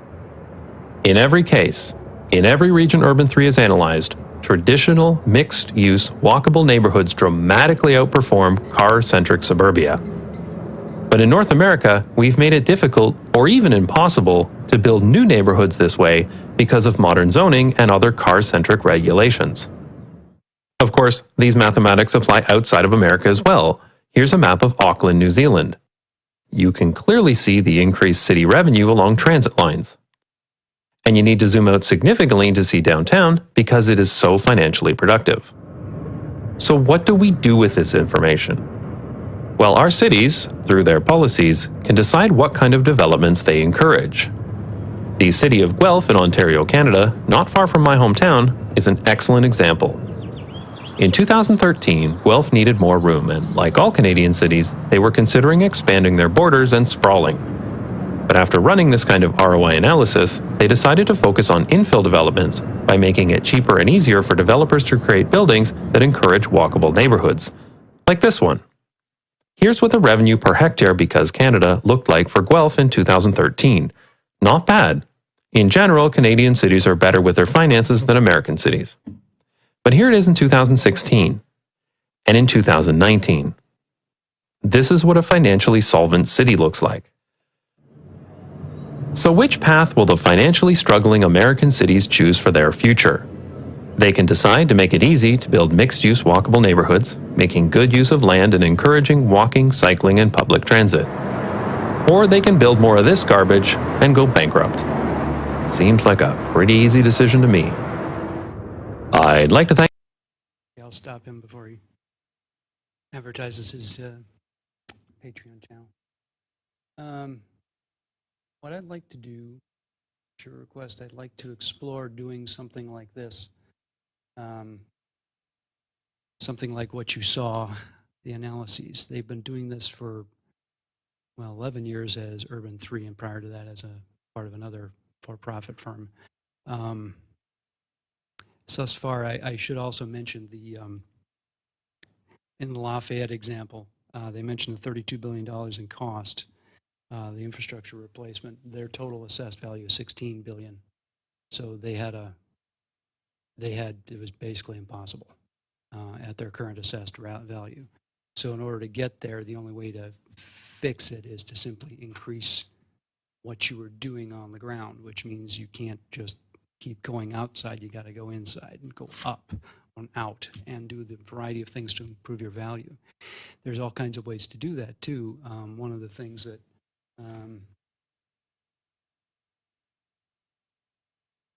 this one.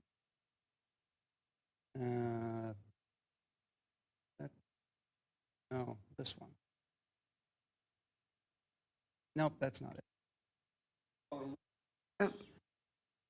Well, I don't want to interrupt him with questions for Heath, but. Yeah, okay. Heath, Yeah. would you be considering somewhere up like 76 and Rawson or the Crossroads? Or, I mean, if you're thinking about this concept, did you have an area in mind where we could? These analyses are usually done at a municipal level. So it's across the municipality.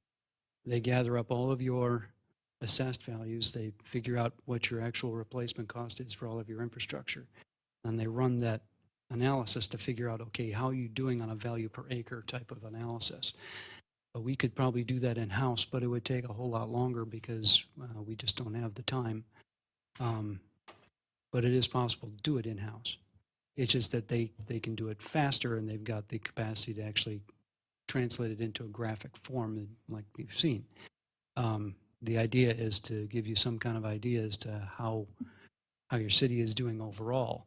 Franklin has a slightly different problem because you don't have any detectable downtown. You're not going to have any of those massive spikes in the middle or anywhere close to a center. You will have some places that are a little bit higher than others, but not many of them. It's also interesting to note that this kind of our analysis leads to an interesting sort of different view about how to do economic development because you focus less on doing large things and you're more interested in doing little things because little things can change things quickly too. They just take more of them to make a huge difference, but they do make a difference. It's all about trying to figure out how to better fund your infrastructure and maintain it over the long run, so that you can actually become more fiscally solvent. I also mentioned that because Chuck Marone, as I mentioned, is one of the founders of Strong Towns. When they did the Lafayette analysis at that time, they had done enough of these over about 7-year period that they figured out that of all the communities they'd done in North America, they'd done this analysis. The number of communities that would actually fiscally solvent based on this analysis was less than 5. Less than 5. They have more infrastructure than they can maintain. Well, I would, just to follow up, I would like to see us do more in the areas like 76 and Rawson and that, and stay away from, the sprawling out so much. I think we've got the infrastructure in place. I think someone said that, and it's like, but we keep adding more. And then when we put a TID in, they close out in 20 years, and by the time that 20 years is done, then all the roads need to be redone, and then it's all upon us again. So what kind of idea were you thinking to get to this point? Are you asking to maybe have them come in and run this analysis on Franklin, or what? That would be my request. I want to talk to them, find out what that would involve. I would obviously come back here because I'm not budgeted for this. So I want to find out what that kind of thing would turn into from a financial standpoint, what the commitment would be. So I can have an idea as to what they would need from us and then translate that into some kind of a proposal. The idea is, again, to do it in a municipal-wide area. It's also worth noting that areas that don't have any infrastructure also tend to have a relatively low cost per acre too. So I mean, it's sort of balanced by that part. So you get revenue in some locations, but you lower the value overall. So then anyway, that's sort of my thought was I'd like to explore that with them and then come back with a defined. Thank you, and thank you very much for this, Heath. I appreciate the presentation very much, and I am interested in the information that could be presented for Franklin and how it could be used for our future planning, and especially kind of just knowing where we stand. Might be good to know and assist us in some of our future decisions that we're going to have to make. You did kind of answer my question though, because I was wondering, what kind of cost they have for this type of analysis and that sort of thing. So I would be interested in getting more information if you'd want to bring that back. Yeah. So we'd have a better idea what kind of cost or timeline or, more specifically what kind of information this would provide us. Yes. And that I would do. I would like to have a discussion with them so I could find out what that turns into. And I think Alderman Holfer is going to say this. I'd like to see some other vendor of similar product with perhaps a different attitude. But Alderman Holfer. Well, I should point out that And then Alderman Barber. that Mr. Slaughter is not actually affiliated with either Urban 3 or Strong Towns, although he may be a member of Strong Towns now, but he's not specifically affiliated with them. They're sort of like they're like fellow travelers of a sort, but they, well, he works, well, yeah, I mean, he used to do a lot of other things. He was in IT for a while, then he was traveling all over the world. Now he works out of Amsterdam. Yeah, thanks for bringing this. For me, it was kind of a rabbit hole on YouTube. I watch all kinds of these things, but I think it would be important beyond just identifying possible areas to do that. But as we look towards revising master plan, revising zoning, this is a different way to look at it, because as it stands now, somebody comes and wants to do the little restaurant chain on the corner, and if it fits zoning, we're limited in how much we can control or say, no, we don't want that. So this would give us a fresh look at the thing from a broader perspective, which I think would be invaluable. Remember, we got that 70-30 goal. That came about from a similar discussion for economic development back in 2003 or whatever. I'm going to look back in my files. I have a value per acre map of the city already. There's lots of pitfalls when you do these things because you got to understand what you're looking at and what the data really means. So I'll find that and I'll send it to all you guys. I think it's limited to residential, but I don't remember. I'll find it. But the minute you start looking at it and pondering the data, you start coming up with a million different questions on what does this mean. But anyway, anybody else? Alderman Barber, sorry. What would you guess where Franklin exists right now? Where are the reds and grays in terms of the industrial parks and the farmland or the rural and the, how would you just kind of ballpark it or guess it to pan out as we exist today? I would guess that any of the areas down south, southwest that are primarily farmland are not, they're not going to have high revenue, but they're also going to have next to negligible cost. So they basically balance out, slightly positive, but no spikes. At least there shouldn't be. I think you're going to have random spikes around that tend to get washed out because the way they do it is on a per acre basis to try and blend a little bit. So it's not a per parcel basis. They will take the parcel data, but they blend it so that they can make more of a smoother result. So that it's not so much about trying to improve individual properties as much as it's trying to improve the overall. I don't know that you're going to have, like I say, you don't have a downtown, so you're not going to have one great big concentration area. You're going to have a bunch of smaller pieces around, and then there are going to be a whole series of valleys in between them. I think that's what you're going to find. I don't know what the data is ultimately going to show. These are all sort of relative things, and so they're going to show you something that's probably intended to be a little bit more expansive. But the objective is to just try and find a way to determine what kinds of land patterns actually produce fiscally better results, financially better results over the long term, trying to make them happen. The other objective is to try and find development patterns and ways of doing things that result in a less fragile sort of environment. Because single-use boxes and structures are not, they're not generally resilient. They tend to be really fragile. And so you want to try and avoid those as much as possible.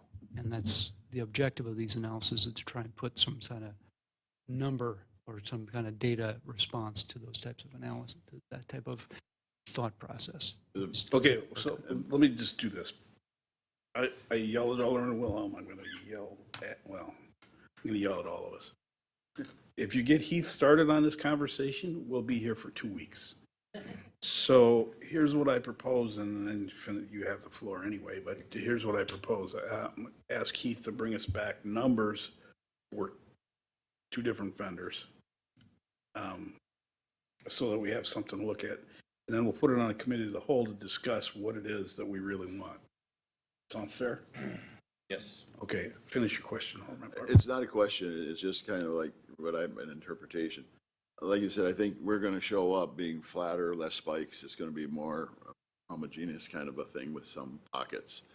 I'd be more interested in looking to the future and saying, where is the ROI? Where are the ROIs that we should really be looking at and we should really be putting into the master plan? So I don't know if the study is going to give us much information as much as a direction where they think we should go in terms of getting the best dollar for the investment they're putting in. Mm-hmm. High density, high value. Yep. Well, it's less, well, I'll just say it's less about per se density. It's about the value of the type of land use that you're getting. What's the mix quality? What's the relative density? It's not per se a number. There's no magic bullet for that. It's not about, 8 units an acre is a peak performer. It's like it's It's more complicated than that. Okay, all right. Anything else on this? Thank you, Heath. We need more Canadian influence. A. G8, page 183 is resolution in support of the reconditioning of Forest Home. Is there such a motion? This is all kinds of, Mr. City Engineer. That there is a report attached to this. We had asked Milwaukee County to do a pretty extensive pathway for us up and down Forest Home when they recondition it. You can see why they made their decision the way they did, but in essence, it's a much shorter path. So it's just the southern section, basically from the Highview or Jefferson Terrace up to the first crossing of the hike bike trail. So the good news is we save money. Bad news is it really puts a crimp in our impact fee spreadsheet. So we got to figure out if originally we had anticipated this project would be over $750,000. Now it's down to $65,000, so significantly less. But so I just want to point that out. Alderman Nelson. So the motion as it's printed in here, is that still going to be an accurate motion to make? Yes, they still want us to show some support for the project before they finish up the design of the trail and so forth. Okay. I'll make that motion. Second. Nelson and Barber, some is better than none. All those in favor signify by saying aye. Aye. Any opposed? Motion carries. G9, page 197, the resolution to amend 2022-7816. This is a contract with, this is for the PPII project. Hey. Okay, is there a second? Second. Mr. City Engineer. So, long story short, I had a discussion this afternoon with Mr. Hausch and his insurance agent. I would like to see this tabled till the May 17th meeting. Okay, I changed my motion to table. I will second that. Okay, motion is to table till when? 16th? 17th. Oh, May 17th. May 17th. All those in favor of the motion to table to the 17th, signify by saying aye. Aye. Any opposed? Motion carries. That's right. I'm sorry, Glenn. You did send me a note on that. Too much going on. Page 199 is G10, authorization for certain officials to enter in a Green Solutions funding agreement for Hickory Street bioswales. This saves the city $875,000. Alderman Hanman. I will make the motion to adopt the resolution. Second. I have a question. Alderman Wilhelm. Is this because we couldn't get more land that we needed for the? Partially. This is a solution. Okay, thank you. This helps us with Hickory, but we still need that land for Elm. Okay, all those in favor of the motion, signify by saying aye. Aye. Any opposed? Motion carries. Item G11 is an ordinance to amend 30-1 of the code, ward boundaries required by the feds and then the state. There's a new resolution on that. yeah, Madam there's City a Clerk. corrected ordinance with some wording changes. And because this was a mandated redistricting, the requirement for having contiguous wards is sort of exempt. Therefore, in Ward 1 that exists yesterday, it will turn into two wards instead of 3 additional. So we're going to go from 22 wards to 27 wards. And then because of the split school districts in several of the areas, we are able to go from 34 different ballot styles to 33. Ooh, big city. With the which is almost as many as the city of Milwaukee. The District 4 at a spring election will have up to 9 different ballots. So, as you can see, the mandated addition onto our already approved can be costly. It can be confusing for the voter, for some of the poll workers, but we have no choice. Is there a motion? Have the clerk draw the maps from now. Is there a motion to approve the ordinance? Motion to move. Second. Alderwoman Eichman, and then Alderman Barber's the second. All those in favor of the motion signify by saying aye. Aye. Any opposed? Motion carries. G12 is 3 resolutions to award Franklin facility renovations. 1 to hardscape renovations for parking lot stuff at $69,265.30. 1 to roofing 1 to Carlson Racine Roofing and Sheet Metal, the amount of $37,710. 1 to a company called Custom Restoration in the amount of $61,173. Second. Wilhelm and Holper, all those, this needs this is just a purchase. The motions are 3 separate ones, so your motion, Alderman Wilhelm, is to approve all 3, right? Yes. Alderman Holper? Correct. All those in favor? Aye. Any opposed?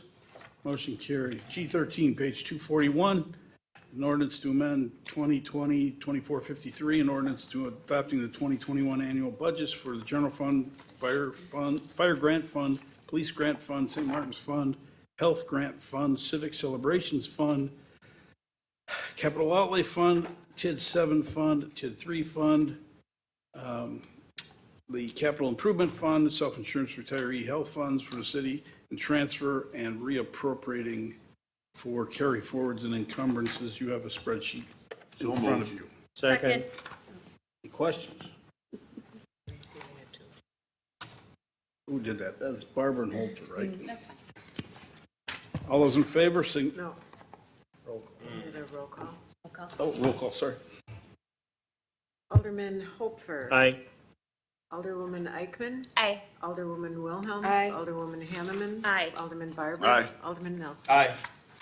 Motion carries, 6 ayes, no noes, no absent, no abstentions. G14, 249, any action on the modification to the sanitary sewer district plan? Glenn, do you need a motion on that? It would be nice if you did, yes. A motion to adopt? Yes. I'll move to adopt. We plan. I believe that's what I requested in the action. Alderwoman, wait 1 second. So Alderwoman Hanneman made the motion to adopt the revised plan. Is there a second to that? Second. Alderwoman Eichman, Alderwoman Wilhelm. I just wondered if there would be any, when or if there would be any notification to residents that they were, now would be affecting the property. Or not affecting the property, however. I had not planned to. I guess the question is what sort of notification would you like and to which properties? I'm sorry, did you hear that? What kind of notification to which properties would you like? Maybe it's just that section of the map showing they changed from this to this, and this is be the new route, and look forward to something coming, so they know. So the answer to that, so to be more clear, the first project is engineering is the RCI to St. Martin's Road. Correct. Yes. So you can drop a piece of mail to the one resident. Along the Ryan Road portion. And we're not going to do anything with Ryan Road Collector. We're not going to do anything with South 92nd Street to the trunk sewer just yet. So those can stay. Okay. All right. All those in favor of that motion? By the way, the resolution is on page 4 of the committee of the whole packet. All those in favor signify by saying aye. Aye. Any opposed? Motion carries. Which one are we on here? G13. G14, committee of the whole. Anything on the comprehensive master plan item? Alderman Barber? I just was, would like to say that I appreciate this being brought forward. I was able to get a better understanding of it all in the sense of what recommendations were there, as well as the flexibility that's built into it, given circumstance and change. And I was pleased to see it and the way it was presented. Okay, and no action on the review of the Franklin Code of Conduct. Is that correct, Alderman Nelson? Well, as far as action, I believe there's some things and points that I brought up, and if it's got to go individually for each motion to make some sort of adjustment, I'd like to do that this time. And if it's opposed to just like spitting out 10 different things, if it's easier to go one by one, and if we want to do it that way, because I've also had some discussion on social media about a Facebook page, recommendation. I don't know if you wish me to go individually, so this can either move forward in each one. Well, in order to make the change, it's only fair to everyone to have it individually enumerated, so. Okay, how about this? If you'd like, I could put those changes down in writing that were from last night. I can submit them to Madam Director of Administration and table this till next meeting. I like that. I appreciate that. All right, so we move on to item H, licenses. Who's doing that? All right, let's have a motion to table item, what is that, 14C to the next meeting pending Alderman Nelson's changes. That's my motion. Is there a second? Alderman Eichman. All those in favor? Aye. Any opposed? Motion carries. Okay. Licenses, who's doing it? Alderman Hanneman.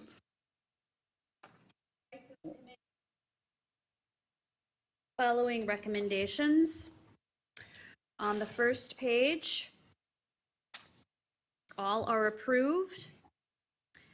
However, the Rock Sports Complex fireworks displays after the Milkman games the approval is contingent upon receiving permit from the fire department. And that the latest they can begin a fireworks display will be at 10:58 p.m. 52, I'm sorry, I did my math wrong, thank you. Okay, I gotta ask, what's the difference in 6 minutes?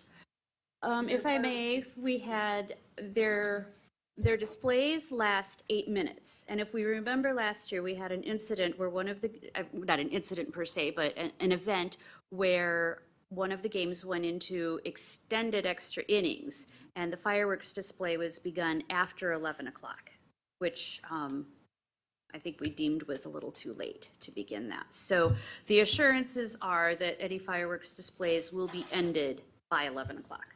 For the record, I was at that game. I was not at the fireworks. Alderman Hanneman. All right. Page 2 of our License Committee agenda, all approved. Page 3, all approve. Page 4, all approve. Page 5, all approve. Page 6, St. Louis, approve. Teachin, approve. Tripler, approve. Vargas, approve. Mitchell Novelty, approve. Red's Novelty Limited, we'd like to hold for appearance. Reggie's Amusements, approve.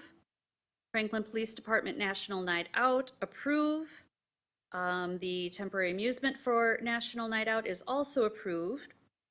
And then the committee also is setting special meeting dates for review and recommendation of 2022 and 2023 licenses. We will meet May 10th, 6 p.m. to 8 p.m.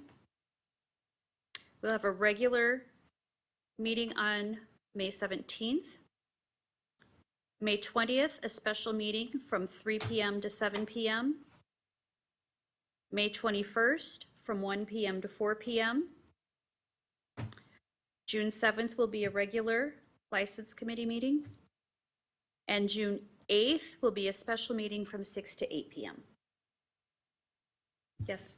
Is there a second? Second. Madam Clerk.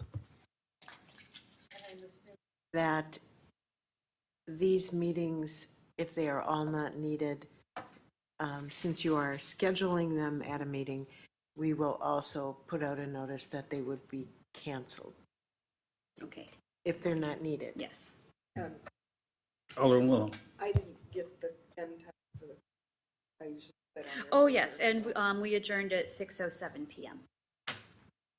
All those in favor of the motion signify by saying aye. Aye. Any opposed? Motion carries. I-1, geez, zooks, man.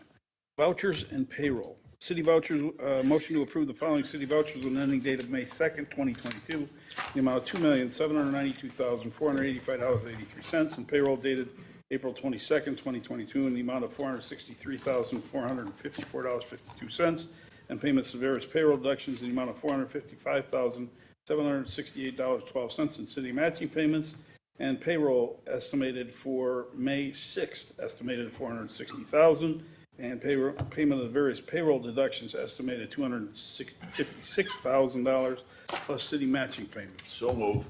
Second. Barber and Hanneman, Madam Clerk. Alderman Nelson. Aye. Alderman Barber. Aye. Alderwoman Hanneman. Aye. Alderwoman Wilhelm. Aye. Alderwoman Eichman. Aye. Alderman Hope. Aye. Motion carries, 6 ayes, no noes, no absent, no abstentions. That brings us to the end of the televised portion of our meeting. I'm not, as much as I like the public to see our new employees, if they're approved, I don't think we'll come back to stream afterwards. Unless somebody feels strongly about that. Mike does, I think, right?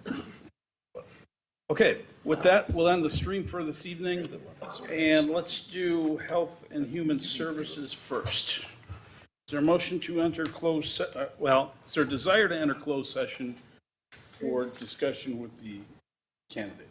So move. Desire. I would desire to. Okay, let's do this then. G15, which is confirmation of appointment of Warden Gottlieb as Director of Health and Human Services.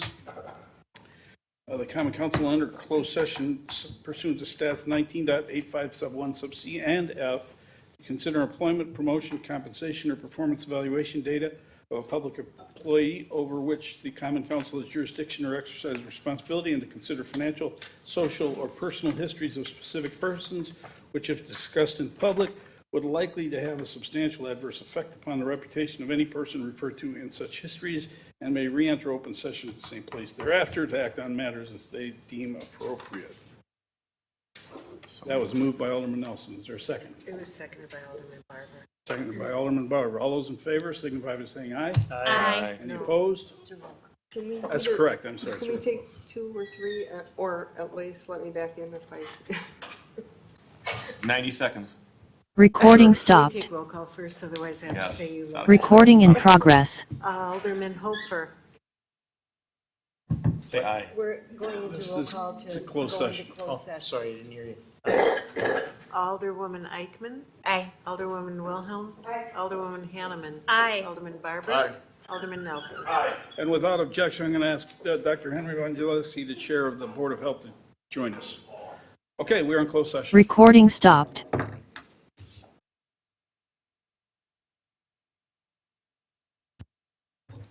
It is 8:51. We are returned to open session.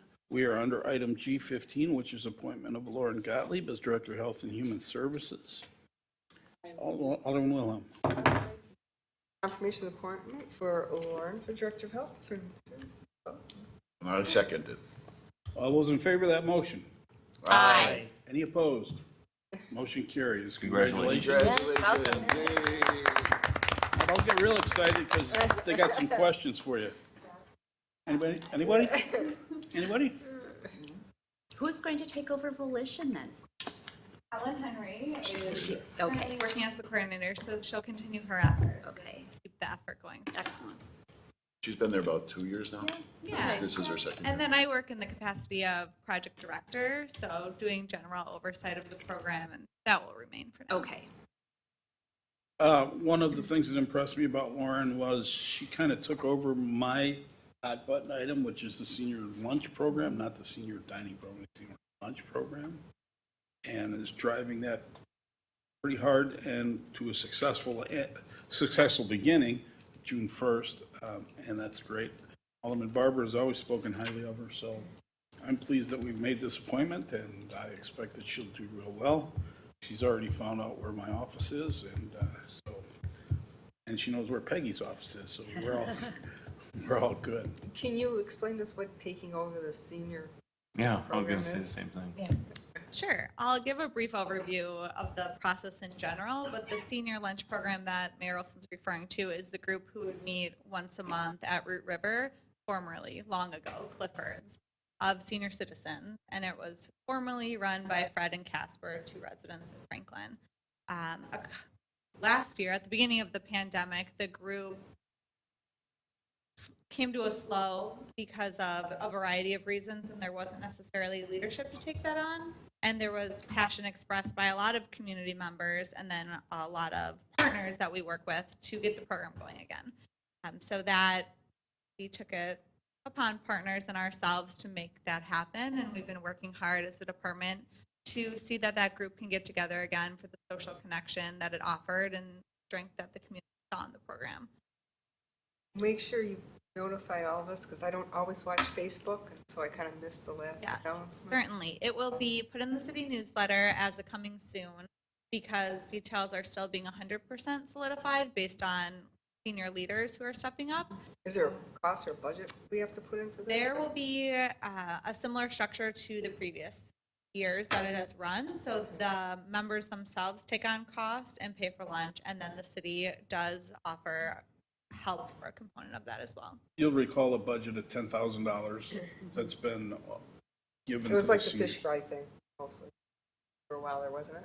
The Clifford's fish fry. Yeah, it was at Clifford's for a period of time, yeah. Now it's at Root River. I'm a senior, so I can go. I was going to say, as of this That's week, correct. I'll be old enough to attend.